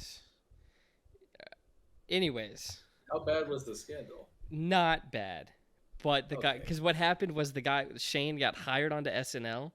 They listened to some of the podcast, and then he was immediately fired because he made some race based jokes. Oh, okay. But he Yeah, is. that's I will yeah. I will go ahead and stand up for him. Not racist. Yeah, I mean that's I see why SNL would fire him because some people, for sure would see that and be like, "You're a part of racist," but Yeah. also, like I haven't heard the jokes. I don't know what he said. It's I just have no two idea dudes chilling, making some jokes. And like I've heard it, like he's a funny guy, and the jokes he said like were not his best. I still don't think they were necessarily like terrible, but Yeah. also he was like, because it was Asian based stuff, and he was like I don't know why they got me just for that. I've made jokes about everybody. It makes it seem like I really am just about that. Did it happen? Did it happen during like the Stop Asian Hate movement when that was like a really big thing? I I really want to say And it's pre-COVID, and that's when the Stop Asian Hate was really big. I saw some of it come up before COVID. Of Hmm. course, it was during COVID as well because you had a bunch of people blaming China, and thus people were very mean to Chinese people. Yeah. So, I know it got bigger during COVID. It came up before COVID too. So I don't know. I'm not But sure. one person who quickly came to his like support was Andrew Yang. I don't know if you know who that is, Sounds vaguely familiar. because he ran for president, I think in 2016 Oh, or 2020. that'll do it. But he, I think he was running on the Democratic side, but he's not. His problem wasn't he wasn't extreme enough. And Yeah. I don't know how political we want to get, but the problem right now is to run for either side. That's how it works. Yeah, to You run have for to be in either the side, you club. have to be the extreme of both sides to run. Yeah. But he wasn't extreme enough. He's pretty chill dude. But he came to his support, being like, hey, "Guys, I just don't think this was a thing." Well, and you have to be a certain type of extreme as well because like Bernie Sanders, in terms of like Oh yeah, what most other countries would consider to be left, the American Democratic Party is not a very left right. leaning I've party heard it. Like in terms America of isn't world left versus right; politics. it's right versus No, extreme right. it's well, yeah, America is politically skewed to the right as is. Bernie Sanders is a true leftist. I think like not even just in an American sense, but even in a general sense, he's not like super far left, but certainly left of the American side, he's spectrum. super left. And well, yeah, by American standards, he's Hitler. Fuck! Why But did I like bring this up? What was I making the point of? the podcast. Oh, You right, had because we were talking guy- about because we talked about prison, and I was like, they had a guy who went to prison and gave a very in-depth talk about like what that life really was like. It was super interesting to listen to. So if you ever want to listen in on what goes on inside a prison, Notorious P-Pop is the popular like clip channel for that podcast. Okay. So if you ever want to hear some interesting stuff about prison, check that out. Or if you just want to hear some funny shit, some of the funniest stories I've heard in my life, I've heard from that podcast. Like when one of the guys was on Craigslist and found a masseuse and then went there, and it was a transgender, and he was like, "Oh, fuck, that's not what I signed up for," and he had to leave. And then they called him and it was like, "What gave it away?" And he was like, your cough, dude. Your cough gave it away." But he was like, "You're pretty. You're really pretty. Don't worry about it. But that's just not what I'm into." It was just. Oh, was it advertised as like that kind of masseuse? Yes. With like the Deshaun Watson special? Yes. Yeah. Okay. Yeah. And then I was like, this is just a general massage. Like that shouldn't matter. You're just getting a massage. Yeah. Okay, if it was like, if it was advertised as like that kind of massage. Yeah, but dude, oh my god, the funniest shit I've ever heard has been on that podcast. If anyone wants a good laugh, dude, check that shit out. It's so funny. Real talk, I love trans women. Man, I totally would. But I'd go to the, I'd see that masseuse. But that's another. I mean, we're talking personal preference. I would not. I get it. And even in terms of like long term, like I want kids and I also want them to be biologically mine. So like unless science advances that far, by the time I'm ready to have kids, like I probably couldn't enter a long term relationship with a trans woman. But I feel like there might not be a better casual relationship to have than with a trans woman. You know what I mean? Because As like, long as they they've fully get you on some level because they've been a man. shit. I get you. They just shit. I get you, big dog. I Dap get you big up. dog. Hormonally, I understand. Dap them up when you get home. It's No, funny but, though, because when I'm on dating apps and like sometimes like Sometimes if I see that they're trans in their bio first before I really look at their pictures, I'm like, how good are you at switching teams? And I scroll and I look at their photos, and sometimes I'm like, Yeah. damn, you did a really good job. If I didn't see it, I would have swiped. Yeah, I was once talking to a trans girl who named herself Socks. Socks. Yeah. I think the first time I ever interacted with somebody from that community was in 8th grade, and a friend. They had just recently opened up to their mom about it, and then told me. They told me in such an 8th grade way, like very, Yeah. because they were very nervous and like, but not like a scared nervous, just like a, I don't know, jittery type of way. So they wrote FTM, female to male, Yeah. and I read it as F plus M, and I was like, are you a hermaphrodite? What are you? And I was like so confused, and they're like, you just don't get it. And I was like, this is the worst way to tell somebody. I really hope you had a genuine conversation with your mother and you didn't tell her like this, because she's confused. Yeah. I'll tell you right now, she's confused if you didn't. But Yeah. Nah. How did we get here? Oh, the masseuse. the masseuse from talking about prison, because I talked about the pod to talking about prison. Anyways, sweet potatoes. We're just Sweet this all started fucking Sweet potatoes, dude. I love how we can get derailed so quickly. God, that is one of the biggest. That's got to be the biggest derail of the series so far. Didn't just derail; it fucking hit. It hit a But city block. Also, this is also the best one to see, because we're also able to remember and be able to backtrack. Usually we're like, Yes. I don't remember how we got here. We move not on. Not only were we all over the place, we had it mapped out. We, You know, like I see it. Don't worry. Like I got it. The dude with the map within his fucking, like, he's got all the shit. Like, Always Sunny in Philadelphia. I think so. That one. Yeah, that's us. That was us. Like, we have it plotted. We had it plotted out. Every time we're like, how did we get here? Oh yeah, we talked about this, and then before that we talked about this. Like, yeah. Because I interrupted whatever conversation we were having, and I talked about my farts. Yes, and that's how we. And then you said you were getting into potatoes, and then I said sweet potatoes. Yes. And then, hang on, what were we talking about before that? That's what I'm confused on. Fuck, we forgot the source. Because the last thing we would have been talking about would have been crushes. Yeah, but we're missing something. Selena Gomez, and I was talking about. Fuck. I don't remember what you interrupted. Damn, we were able to say you talk about your farts with. It's all started with you just because you couldn't keep your fucking mouth shut about. I had to, dude, because you were talking, and I just read it rip, and I smelled it. I was like, "Fuck!" You just had to let me know. I get it. And I just did it again, literally right now. It should be happening. Literally should be happening. Well, actually, I hope it's not quite to that. No, extent. it's just farting. Don't shit yourself, please. But, yeah. What an episode. What a time, dude. Right now. This is pretty great. Yeah, I do enjoy the shit posting derailment. Do we want to talk about what we've been on? I feel like that's the only other. Yeah, I feel like we gotta get there at some point. So yeah, what we've been on. What we've been on. Invincible episode 2. Yep, just saw it. I'm on that shit. I watched it on Thursday night. It was out like before midnight. It was out at like 10 o'clock.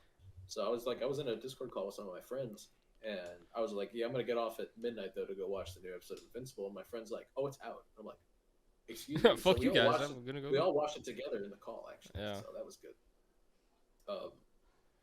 What else? What else I've been on? Oh, what do you call it? I've been getting into Fallout lore lately, so I went down that rabbit hole a while ago. I'm replaying Fallout 4 now. I went down the rabbit hole when I first started playing, but now I'm playing Fallout Shelter again now. I'm playing Fallout 4, so I'm now like going down the rabbit hole, like a lot with the lore. So I'm learning about a lot of shit, which is good. I've always enjoyed like Bethesda lore, you know. So like I really like Elder Scrolls. Elder Scrolls lore is some of my favorite lore of any fantasy franchise ever. You got my brain thinking about it because we're talking about video games and lore, and I love the Zelda lore. Zelda's getting a movie, super excited about, and the director 13 years ago tweeted out like the next like mocap live action movie that we need is Legend of Zelda. He said that 13 years ago. So when they said live action, it might not be the live action everyone's been thinking. It might be a mocap. Might be a mocap situation. That would be pretty cool which will be great. if that's what ends up happening. But also, like, Nintendo's financing over 50% of the movie, so they're gonna have a lot of the say here. So I'm not too worried about the movie. I think it'll hit. I think it'll land. Hmm. Super excited about it. Well, that's as long as Nintendo isn't as stingy as they tend to be. And Miyamoto's They, heavily involved in the movie as well, like him that's specifically. good. So That's really good. I think justice to the franchise will be done. I certainly hope so. But But yes, you're right, especially if it's motion capture live action. I think we're in for a treat. But we'll see. yeah, started playing Fallout 4 a couple nights ago. I modded it because you have to when it comes to any Bethesda game if mods are available. That shit on. So I added some quest mods, some like quality of life changes, like for like bug fixes and whatnot. Some power armor mods because I love power armor. I've never once played Fallout 4 without using power armor because it's so cool in Fallout 4 the way it works as opposed to the other Fallout games. And in the other Fallout games, it's basically just like a metal hazmat suit. In this game, you're literally Iron Man Yeah. when you're wearing power armor. So I've never once played the game without putting points into intelligence and just being able to build shit because I love the Automatron DLC. I love building robots, especially like customizing Codsworth, like Oh, turning him dude, you're into gonna make me get back into the game, dude. Chill. dude. I like what do you call it? I will keep the Mr. Handy Thruster, but I will give him like the Assaultron head and like Assaultron like everything else like Assaultron, and then give him like the laser beam eyes, and then the shish kebab hand, and then like the buzzsaw hand, and then I'll like I love going nuts with the robot customization because you can literally mix and match anything. So I fucking love the Automatron DLC. In fact, this if I play tonight, I just started the quest last night. So if I end up playing tonight, that's what I'll do probably is start that quest because I want to finish that as soon as possible, just so I can get to building robots, like as many robots as I can. Yeah. God, I fucking love robots in this game. But like I said, I've also been playing Fallout Shelter again, and I like Fallout Shelter still bangs. It's I'm playing it on my PC, not on mobile. I have it on Steam, Never played it. so it bangs. Fallout Shelter is a lot of fun. Um, and then what else? I've been getting back into Overwatch. Ugh. Been playing some Overwatch. Yeah, I know. That's how I Jesus. feel I'm disgusted with myself, but I'm having fun, and You're I content with got being back into. maidenless? Yes, I actually got play of the game in my first game back. So it's just Whoa. like riding a bike. I'm the best Genji in the world, obviously. Oh, there's nobody better. That's how every Genji main feels, though. So like, it's okay. Like the main character complex is just something I've talked about it before with Overwatch. So we talked about our favorite video games. Mhm. Like it's impossible to be a Genji main and not develop a main character complex when you're playing Genji, because when you're on, it literally feels like you're on top of the world. In fact, my screen just flashed green because that's the color of like Genji's cybernetics. So it knows. It knows. Mm-hmm. Yep. Yep. Mm-hmm. Mm-hmm.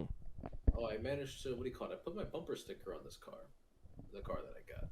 The bumper sticker reads, "Don't honk at me. I'm an evil wizard."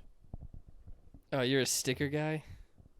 No, Nah, I'm a you're a wizard. sticker guy. I'm a Gross. wizard. I'm not a sticker guy. I'm a wizard. 10 years from now, Jacob's car is going to have a little figure of a little cartoon guy, cartoon woman, little cartoon kid. That if that's ever me, I need you to put a bullet in my skull. If I I'm might have ever to that start loading guy it up right who, now. if I'm ever the guy who puts the little stick figures Dude, it on the starts back of his car, with one sticker you think is funny. Evil wizard, he he he. Next thing you know, let's add the dog to it too. He's part of this family. if I ever put the fam on the back of my car, I need you to take me out.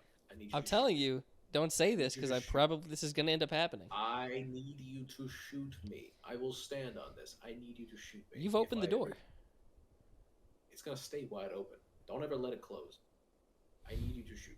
If I ever put the stick figures on a minivan, if I ever own a minivan, well, my car is actually not too dissimilar from a minivan, but it's an SUV. So if I ever own a minivan, and I ever have the little stick figures on it, you need to take care of business. All right. All right. All right. All right. I'm glad we got that squared away. All right. Oh, I was also on my way home today. I was listening to "There Is a Light That Never Goes Out" by the Smiths, and so I sent Braden and Gabe my Morrissey impression by singing the chorus of the song in my Morrissey voice, and I thought it sounded pretty good actually. I was quite pleased with the way it came out. Yeah, I'm glad you were. Thank you. Thank you. I thought it was funny. I just see 3 voice notes, and I'm like, God, I was so scared that I was like, what? I feel like, because I never know what those can be. Well, you never know with me. It's always something different.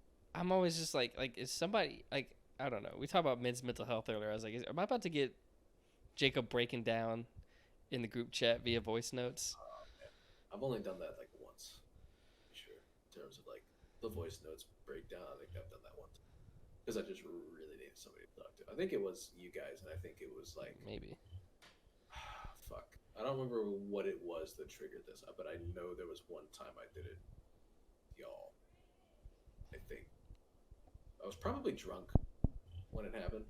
To be quite honest. Oh, Durkio, you just threw it back.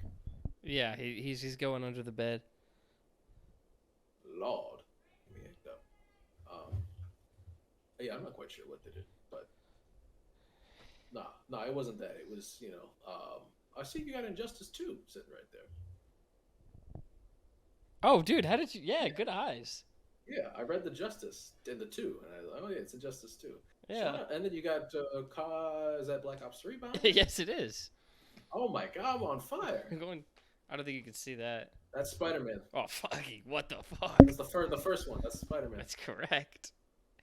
Oh, This one. Give me prop it up against the. You're not getting this one, dude. Is that Assassin's Creed Egypt? It's not called Egypt, but you're right. It is Origins. It's I see the pyramid. Let's go. I knew it was the one in Egypt. Cool. Hold on. That looks like Deadpool. You motherfucker. You're not getting this one because also the corner that you'll see is not going to help you. Wait a minute. I saw a face. You're not Hang getting on. this one. Can you put the face in full view? Let me. Let's just raise it up a little bit. You're not getting it, dude. Hang on. You can't get this one. I don't know that I've seen this before. What is this? Don't tell me yet, but don't tell me. But it looks like it's in space. But what is that face? So this looks alien, but almost like it looks like a skeletal kind of face. What the fuck is that? Do you want to see it? No, I don't think you're gonna get it, dude. It's not obscure. It's not like some obscure thing, but like I don't think you're gonna guess it. That's I can't see the letters very well. That's the problem. I can kind of see letters, but I can't see what they are. And they're I think they're backwards. I think if I showed you this and backwards. covered the title, I still don't think you'd get it. Cover the title then. Cover the title and show me. I'll be impressed, dude. I'll be impressed. You'll know shit if you get this. Fuck. It's a skeleton. Shit. Rated M. That helps. Maybe.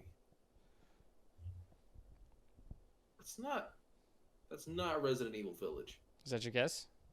It's not it though. It's not. I'll tell you that. Not. I don't. Fuck. I don't know what that is, dude. I don't know. It's Until Dawn. Oh motherfucker! Yeah, fuck those games. Anyways, what? I don't like those games. The gameplay is just very boring. It's supposed to be story. Come on. I understand it's a visual novel or whatever, but I don't know. Are we gonna keep going? Yeah, let's keep going. That's Assassin's Creed Syndicate. I know that anywhere. Yeah. That's one of my favorite Assassin's Creeds. Underrated game. I loved it. That's Fallout 4. Yeah, it is. Yeah. All right, that's all I got right there. I was 7 of 8, 8 of 9. I feel pretty good about myself. Everything besides Until Dawn. Yeah. Wait, was that a Wendigo on the cover of that? It's just a skull. It's just a. I think it just looks like just a human skull, hourglass, and then. That's a very nondescript cover about what the game is, but I guess. I mean, I think it looks cool visually, and that's what It matters looks it most. looks cool, and the game does take place like a wintry little setting. So I Yeah. guess. Well, you see the lodge that it mostly takes place in. That's what's in the bottom. Yeah. I like those games though. I like. What's the The studio that makes them, I Well, fuck because they have like a dark anthology. It's some dark pictures, dark something anthology. Dark. I think it's Dark Pictures Anthology. I Yeah, think that's what it I is. I really like I that know series. they have some really cool ones in there. Like there's one that takes place on a ship. Yes. I know that one's pretty nifty. There's one that When's takes the place next in one, like dude? an old hotel. I know. There's one that takes place like you're like it's like when the army is like visiting some ruins or some shit. Yes. Like they have a ton of games like this, but they're all like choice based. One's at like a hotel, I think. Yeah, that's what I was talking about. The old timey hotel. Yeah, that's like where the like the newest guy one. murders the. Yeah, I don't want to give any spoilers. Dark Pictures, the Dark Pictures Yeah. anthology. Yeah, that's what you said. Yeah. Mhm. What's this new one? Switchback. What? Oh, that's like a. That doesn't count. It was like a VR rail Yeah. thing. Yeah, The Devil in Me, I think, is the newest one. I need because, dude, playing one of these would probably make some good content for us if we did it together. Because they get it to where you can have however many players yeah, you do. You do. Yeah, you get assign to play characters. together. Yeah, Dude, next yeah, horror that game that would comes out probably like that, we should try to. we should. I think should do that. I don't know how we do it though. Because I don't know if you can Figure do it it online like that. We'll figure it out. No bear. I guess if we couldn't, what we would do is one player would just have the controller and do it. But like when it comes to decisions, we would assign characters maybe still and have that person make the decisions. I suppose, but I do think you actually do play together, like in these games. I think you do. Usually what I see, it's like one controller that gets passed around. Oh, I've seen two guys like online play together Hmm. in some of these. We'll look into it when it Yeah, comes yeah. out, but If we get if the next another one comes out, I'm sure they'll make another one. These sell pretty well, I think. I'd have to check. But yeah, um, my favorite I mean, I YouTuber imagine- plays those. Berlizzi, that shit's so funny. Yeah. No, Moist Critical plays them with a friend of his, and that's where I'm getting this idea from that you can play it Mm. because they play it together every time one comes out. Yeah. So I don't know. We'll see. Yeah. What else you been on? Man, I don't know. I've been on much else. I guess I was gonna put on a record sometime. I've been meaning to put on a record for like the last couple of weeks, and I haven't actually listened to my record in a long time. And so I've been meaning to put that shit on, and I kind of want to listen to "The Queen Is Dead" by the Smiths. Too soon. Also, Dude, too soon. I was listening. Oh, fuck, The Queen's Dead.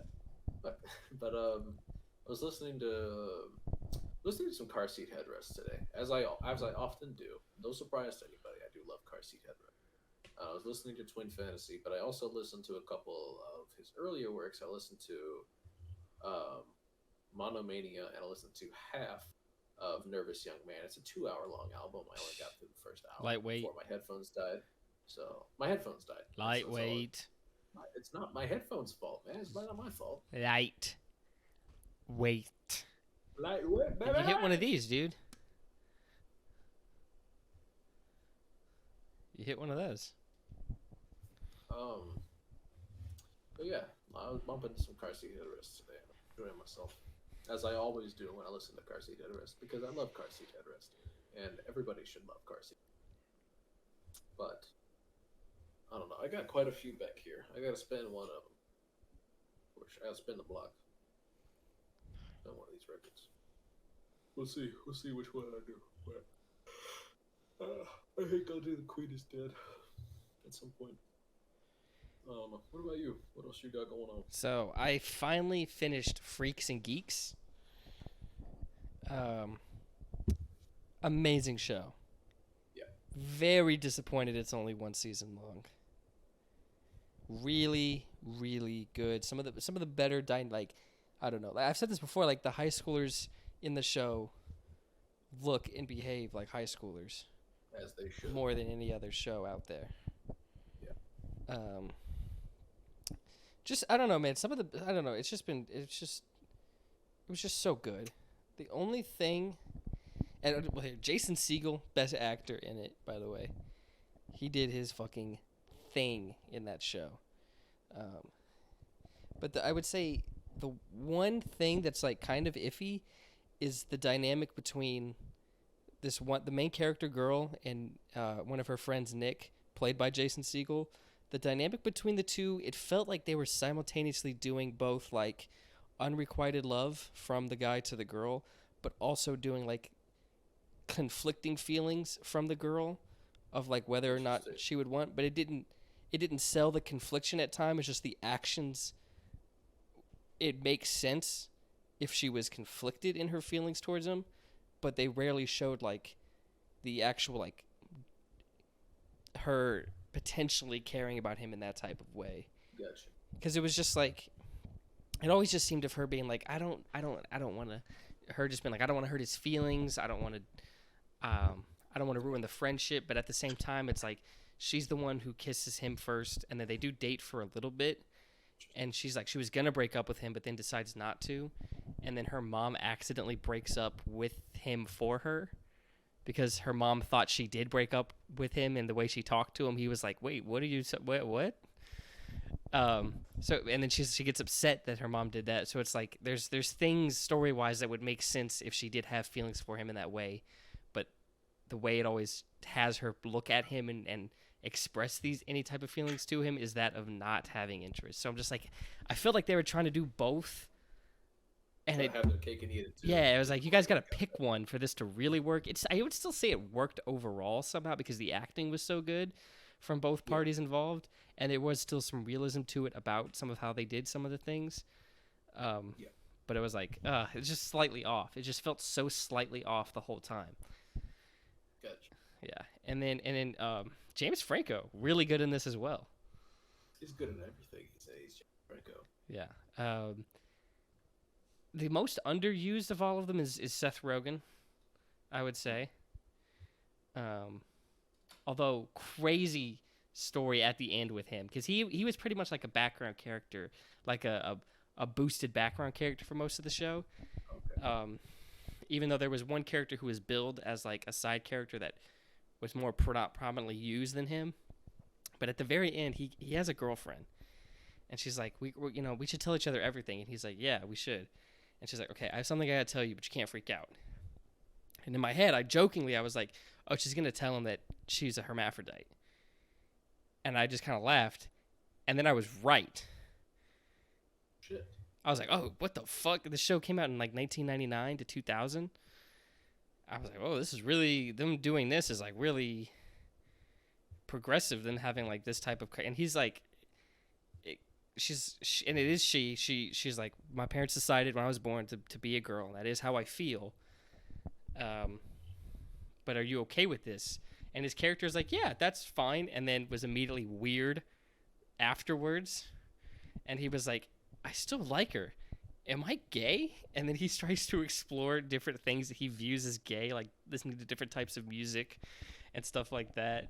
And then he goes to the guidance counselor, and he's like, I figured you'd be the right person to talk to this about since you're gay. And he's like, I'm not gay.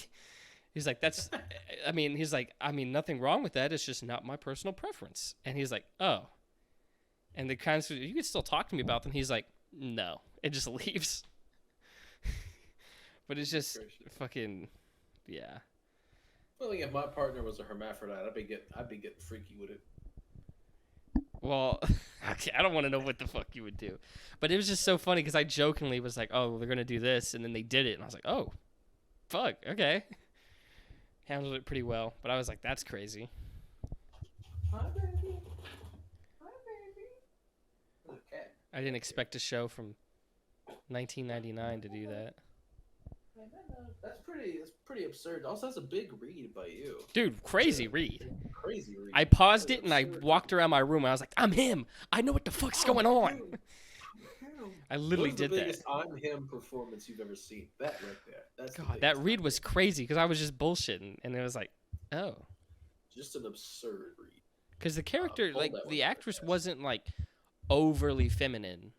So maybe I was just being like a little harsh, but I guess I wasn't. Yeah, But shit. Okay. got it done. Yeah, that's huge. That's huge. And then I finished Spider-Man 2. Yes, I 100% did. it. I was gonna mention that you did. That's not the only thing you finished. You finished something else. Yeah. Spider-Man 2. Not game of the year. Not Really game of the good year. game though. Not game of the. What is your game of the year? Still Zelda. Tears of the Kingdom. Clears. Yeah. There's just some times where I'm just like, what the fuck is happening with Spider-Man 2? Especially some control stuff. Every now and then I just felt like the controller was fighting me. But still a really good game. Very That's interesting. a problem in a lot of old Spider-Man games. Janky controls. Yeah. But it's just interesting because Peter Parker retires at the end, kind of, to let Miles. Oh, spoilers, everybody. But he retires at the end, and is like, Miles, all right, you got this. But then they pretty much it's all but confirmed that like Doc Ock from the first game is gonna come back because he gets teased at the end. Norman is gonna go Green Goblin, and I'm like, okay, Miles is great. Miles is Spider-Man, but these are Peter Parker's nemesis. Like those are the two that go back and forth of his number one arch nemesis. Well, maybe Peter's gonna have to come out of retirement. I'm like, he better. Otherwise, I'm gonna feel a little cheated, not seeing Peter fight Norman, because to me, Norman is his number one enemy. Well, and some people were saying Norman might be like the sneaky like main villain of Spider-Man. I was never in agreement there, but I've heard some people say like there's like a bait and switch, like Venom's the antagonist and it's actually gonna be Goblin. There wasn't. Of course, it wasn't Goblin, but like some people had that thought. In this game, but Venom does kill Kraven. Bites like his neck. That's fucking awesome. And Kraven is like, yes, because the whole thing is Kraven's dying and he wants to die a glorious combat death. So when it happens, he's like, sweet. He's literally Ravis from Jedi Survivor. You didn't play that, right? Nope. Okay, well, you fight this guy named Ravis. So Ravis is part of a species called the Gendai, and the Gendai don't die traditionally. Like you have to cut them into several pieces, I think, in order for them to not reform, because they don't have like a heart or anything that keeps them alive, and like I don't know, there's a certain way you have to kill them. And so he'd been alive for a long time. He wanted a warrior's death, and so initially, Cal Kestis wasn't going to kill him, but he was like, "Give me my warrior's death," and so eventually Cal does kill him. And in general, Cal kills a lot in Jedi Survivor, and I fuck with it because good for him. He's a good dude, right? But like he does kind of walk the line in that game a bit. Whereas in the first game, he's mostly goody two shoes. In the second game, he does, sort of go overboard at times, and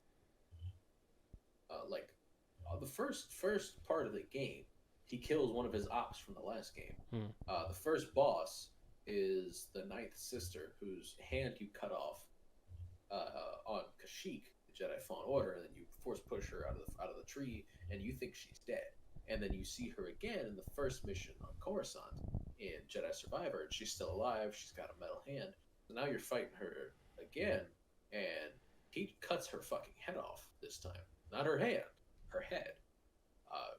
She dies. Like that was the first indicator for me. Like this game is gonna be different because now Cal's walking down in this game. Like it's over. So I don't know. It was a good game. I liked Jedi Survivor a lot. Might not also be game of the year for me, but certainly a game that I enjoyed nonetheless. I was gonna talk about something. It's a 2-man race for game of the year, in my opinion, between, from what I've heard, Baldur's Gate 3 and Zelda. Baldur's Gate 3 is my choice. Did you play Zelda? No, that's why it's my choice. You haven't played Baldur's Gate? No. Either. So it's like you've played one, I've played the other. I've seen Baldur's Gate 3 though. Well, I mean, gameplay of Baldur's Gate 3 probably won't look as riveting as gameplay for Zelda, but it's a different experience. Dude, if Zelda doesn't win, I'm going to the game of the years in an explosive vest. The audience is gonna know real quick who won based on the faces we're gonna have in the next podcast episode after the game of the year. Uh, Well, my face won't because be here. I'll be blown up. well, yeah, you'll be dead. It'll just be your casket next to me on the video. Just at the But wake, you're just next to me. All right, guys, special podcast episode today. yeah, I'm gonna write down on your plaque. It's like R.I.P. Brayden McClellan. He really loved Baldur's Gate 3. Who were the nominees for Game of the Year? I think It was Baldur's Gate 3, Zelda, Mario Wonder, yeah, um, RE4 remake too. I think as well. Alan's Wake. Was Alan's Wake 3? All right, Game of the Year nominees. Here we go. Alan Wake 2, Oh, 2. It's Alan Wake 2 because Control is like a prequel or something to Alan Wake, or like a middle ground between Alan Wake and Alan Wake 2. Baldur's Gate 3, Deserved. Spider-Man 2, Deserved. Resident Evil 4, Deserved. Super Mario Bros. Wonder. Haven't played, Haven't played. Can't or seen speak much on of it. but hey, must be something pretty good. And then Zelda Tears of the Kingdom. Oh, sign in to vote. It's not a. Wait, how do they decide these awards? I think mostly by vote. Really? Because I remember reading like about the voters. I know I voted last year. Well, maybe it's not 100% fan vote. Maybe it's like.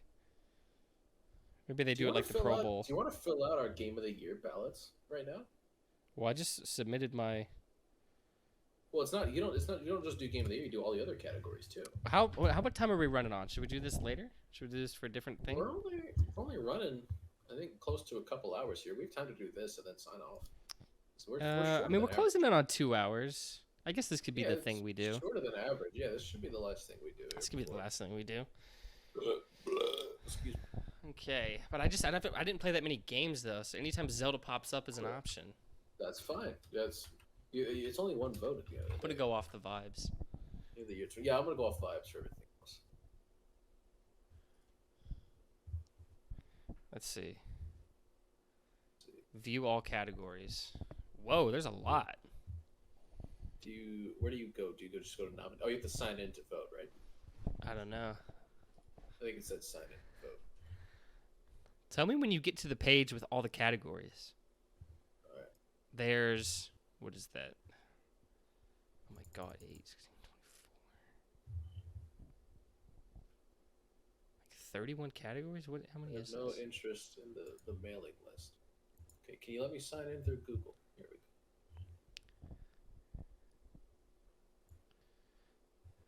This one, right here. Let's do it. Connected. Let's ride. Vote now. Okay, you have to click vote now on the Game Awards after you sign in. I'm just gonna hit start voting instead of view all categories. Well, So in terms of actual Game of the Year, so wait, I'm what going with- do you see right now then? Because I just see the big, all it the says Game of the Year, categories. recognizing a game that, well, before you click on all categories, it should tell you vote now. Did you sign in? No. You have to sign in. All right, signing in. Okay, you can do it through Google. It should take 5 seconds. All right, continue. And then All you right, vote game of now. the year. We've already. Recognizing a game that delivers the I'm gonna vote Baldur's Gate 3 and you're gonna vote Tears of the Kingdom. And that's Yes. Next category.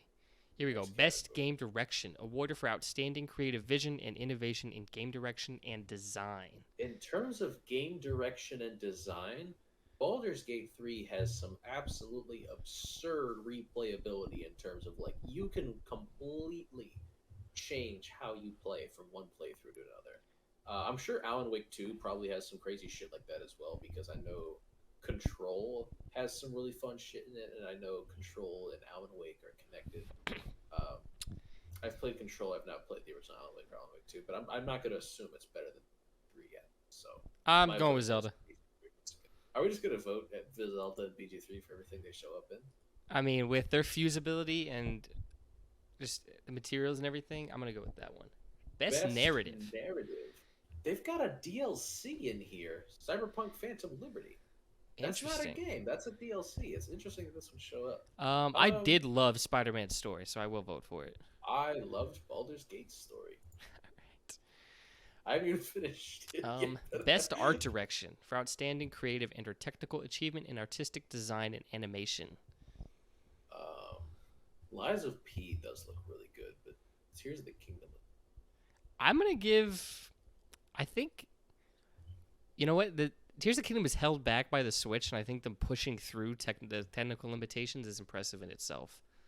So I'm gonna go Tears of the Kingdom. I'm going to say Alan Wake 2 is my vote. Next category. I'm sure I'll vote Tears of the Kingdom for something. Best score and music. Baldur's Gate 3 is a pretty incredible score. Nintendo always delivers on soundtrack. Let's go with Tears of the Kingdom as well. Best audio design. Best audio design. In-game audio and sound design. I'll go Space. Motherfucker Spider-Man. I'm going to go with Resident Evil 4. I thought about that one. I thought about doing that one. But I was like, fuck it. Best performance awarded to an individual for voiceover acting, motion, and or performance capture. Cameron motherfucking Monaghan. My guy. Yuri Lowenthal. Yeah, that's fine. I love Yuri Lowenthal. He's fucking amazing. He delivers some great lines as evil Peter. How about you pop some pills and tell me what you really feel? Innovation and accessibility. Features and how to help games be played and enjoyed by an even wider audience. This is basically like, I see. I had no idea. What does this mean? But I'm not going to vote. What has the widest appeal? No, like what do you call it? Like what is the most accessible, like to people with disabilities and whatnot? Like what is an easy, like the games have like you get the tab where you choose like the colorblind HUD or whatever to like change the way the colors. That's what this is about? Or like that sort of thing. Yeah, like which of these games is best? That guy's got a robo arm, so I'll go Hi-Fi Rush. I'm also going to go Hi-Fi Rush because I feel like I should vote it for something because it looks cool. All right, games for impact. For a thought-provoking game with a pro-social meaning or message. What the fuck is this? I haven't played any of these games, but which one? Terra Nil's got a couple deers in it, so I imagine this game is all about give me Goodbye Volcano High. This looks like a furry dream. So I'm not voting for no furry shit, no. But I'm voting for Terra Nil. As long as the cartoons are human, that's what I'm into. They're not human. They're best animals. Ongoing. Development of ongoing content that involves a player. We got Cyberpunk, Fortnite, Genshin, Final Fantasy, Apex. I'm voting Cyberpunk. I'll go Apex. The way Cyberpunk pretty much like went from having one of the worst game launches ever to being a not only playable game but fantastic game. I'm just gonna best community. Gotta be Baldur's Gate 3. The Baldur's Gate 3 community. Nah, a bunch of losers. Let's go Final Fantasy. Recognizing a game for outstanding community support, transparency, and responsiveness. Yeah, the Baldur's Gate 3 community in terms of like modding, in terms of character builds, in terms of role playing. Best independent game. In general, D&D players are like just really cool. No, they're not. Anyway, Dave the Diver. How nice they are with other people. We go Dave the Diver. Viewfinder looks really cool. So does Sea of Stars. She got a guitar. Well, best debut indie game for the best debut. I haven't voted my best independent. Oh, I thought you did. Hang on, look at these studios. I'm not familiar with these studios. I'm going with Viewfinder. Fuck it. I haven't played any. There should be an option to skip. You know what I mean? Like I haven't played any. Nah, you gotta vote. Oh wait, can't you just press next on? Oh yes, you can. Okay, for the sake of the podcast, I'll go with vibes. Best debut indie game. I'm gonna go with Venba. We're on Pizza Tower. That's fair. It looks really cool. All right, best mobile game. Oh, Terra Nil. You voted it earlier. Hello Kitty Island Adventure. No, I'm just kidding.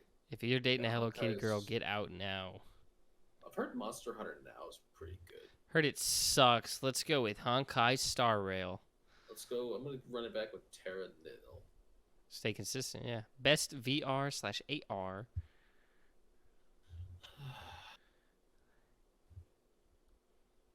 Resident Evil Go. Village VR mode. Yes, those titties in my face. Yeah. 100%. Yeah. W. Yeah. Load. Best game of the extra focus primarily. I'm going with Armored Core, for sure. I'm going with Armored Core Hey. 6. Gotta go Dead Island 2. For sure, dude. Best action adventure. Ooh. Oh, we see the kid. We see the kid. Give me Zelda Tears of the Kingdom. I see Star Wars Jedi Survivor. Boo. Wham bam, thank you, man. It's probably not even the best game of this Best category. RPG. The only one that I played. So all I have. Best RPG is Baldur's Gate. It's Sea of Stars. You can't keep not voting Baldur's Gate just for shits and giggles. What do you mean? And when I see a category I think it's deserving of winning, I'll vote for it. Sea of Stars has changed my life. There is no better role-playing experience in a video game than Baldur's Gate 3. In terms of actually role-playing, Baldur's Gate 3 is... X-Men Destiny? It's literally... Okay, shut the fuck up. Shut the fuck up. Best Fighting. Mortal Kombat 1.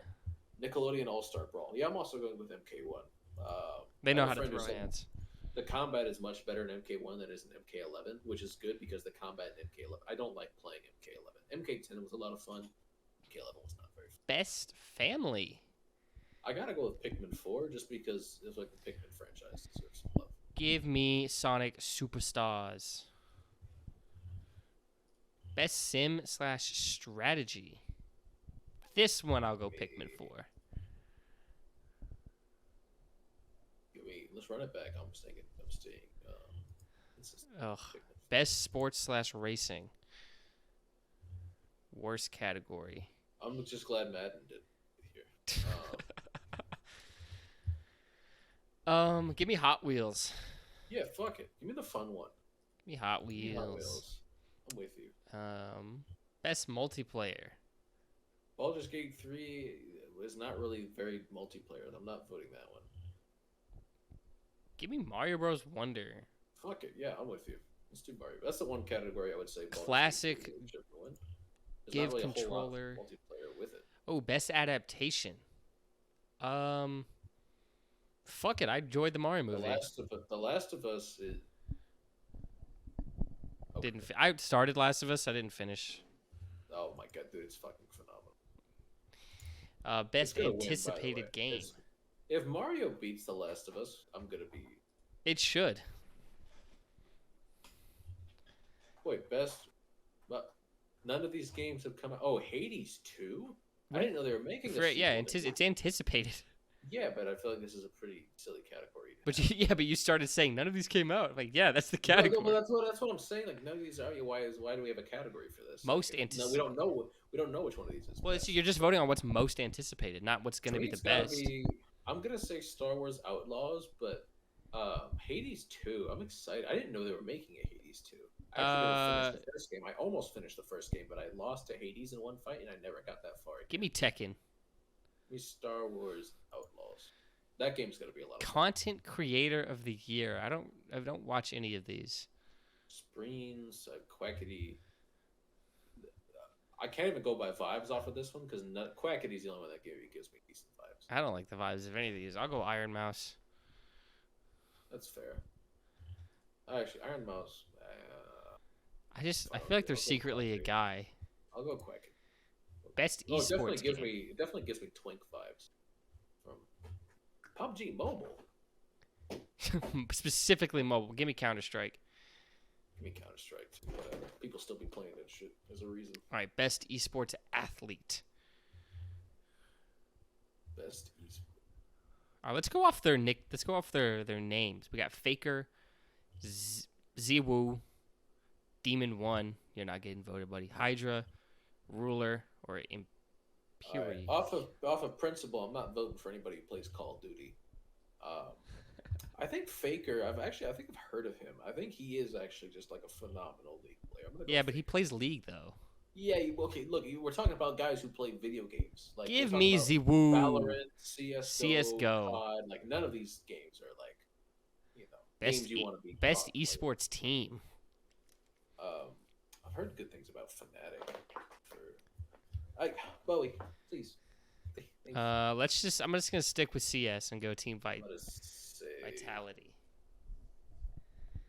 I think JD Gaming has what's his face that I just voted for. Oh my God, they even have Coach of the Year, dude. Best esports coach. Holy shit, they have a coach of the where's Dan Campbell? Where the fuck is Dan Campbell? I think Gunba is your closest to Dan Campbell. Florida Mayhem of Overwatch. Tell you what, I'm not gonna vote for a woman. Well, Jordan Graham looks like he's British. Or he's some. Wait, what's that flag? It's not British. What flag is that? Australia, New Zealand, one of the two. Oh, okay, never mind. Yeah. You about to talk me out because he's British? I'm not even voting for. I'm voting for Zonic, dude. No, I'm talking about myself. Oh, you're like, I can't vote for a fucking British person. No, I can't vote for an Overwatch coach, but I just want to get the principle. Best esports event. Wait, did you vote yet? For coach? I voted for coach. Yeah. I voted, okay. Best Overwatch esports event. Evo. Cool name. Yeah, Evo is a cool name, and I don't want to vote for Dota, Valorant, or League. To be honest. I think, is that all of them? Well, there's also Blast TV. That is all the categories. But yeah, we're done. We're finished. My unbiased voting. Yeah. Game of the year, I firmly believe. I think Baldur's Gate 3 will actually win. I'll riot. But this is a good race, though. Good Game of the Year race. Yeah, there's a lot going on. Baldur's Gate 3, Zelda, Spider-Man 2. Well, that's a great race. None of these are bad games as well. Like, this is a stacked year for Game of the Year. Yeah.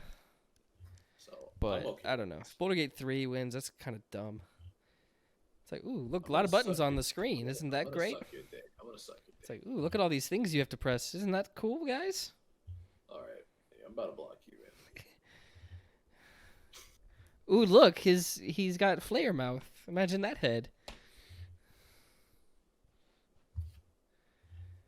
Anyways, Baldur's Gate 3 is the greatest game to ever come out, and that's why I haven't finished it yet. I'm just so enamored with it. Oh, the truth comes out. You don't finish games either. All right. Finish Zelda. So what the fuck does that tell you about it?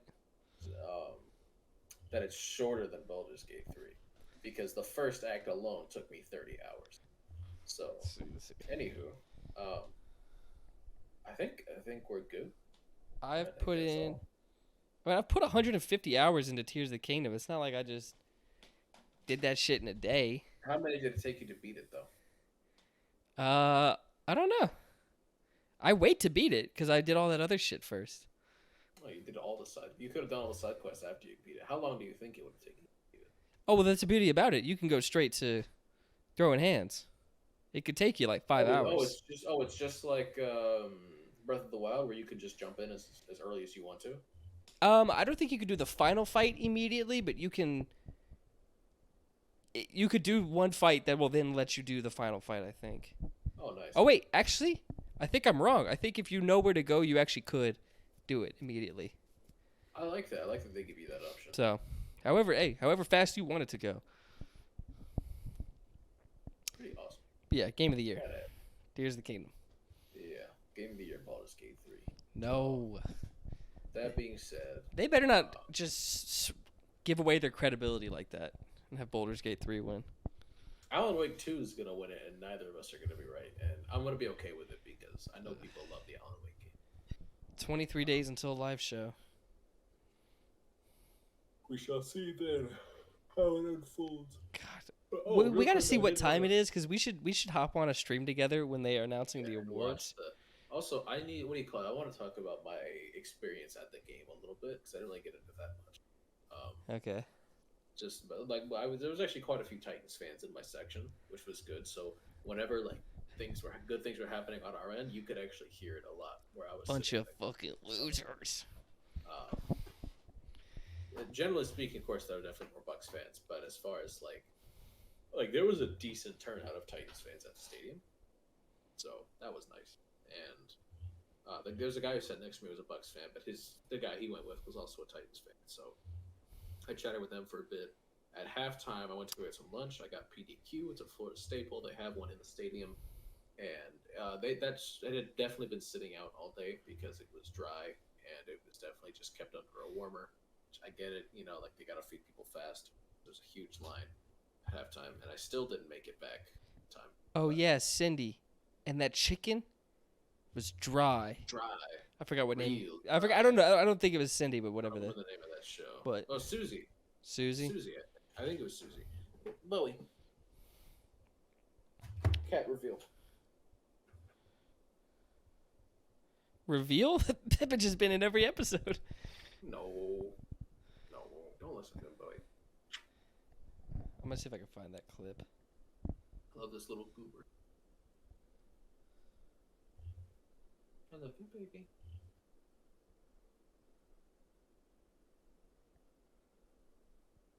Num num num. Num num num.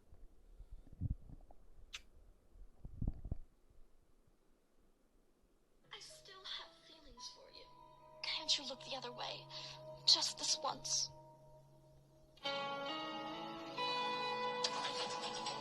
You played me for a sucker, Penny. I'm not going out like Penny. that. Not for you. Not anymore. Be at HQ first thing in the morning. Don't make me come get you. And one last thing, baby. That chicken was dry. Real dry. And he not talking about the chicken.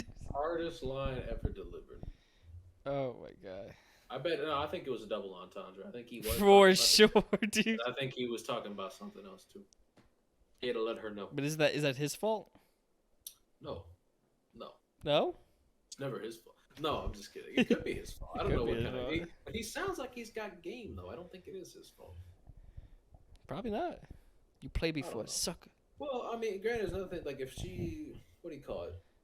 If she was like on her period, but like at the end of her cycle, like be dry. Like that's okay. But like I don't know. TMI, I guess. One time, I had sex, like at the end of and it, I just nothing was.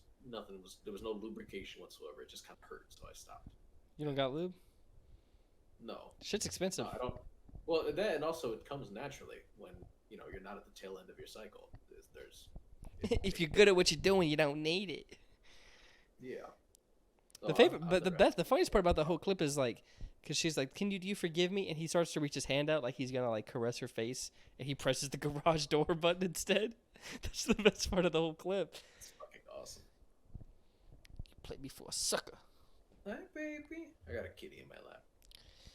Well, the Mavs have a play-in game in about 30 minutes. The Grizzlies won another game. Yeah. 2 wins on the season So now. We beat the Clippers, I think.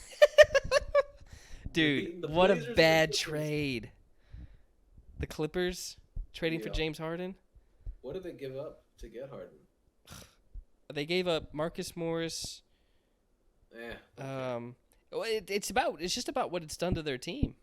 Yeah, I'm just saying I don't care about getting rid of one of the And the worst teams. Clippers or the 76ers that haven't lost since the trade.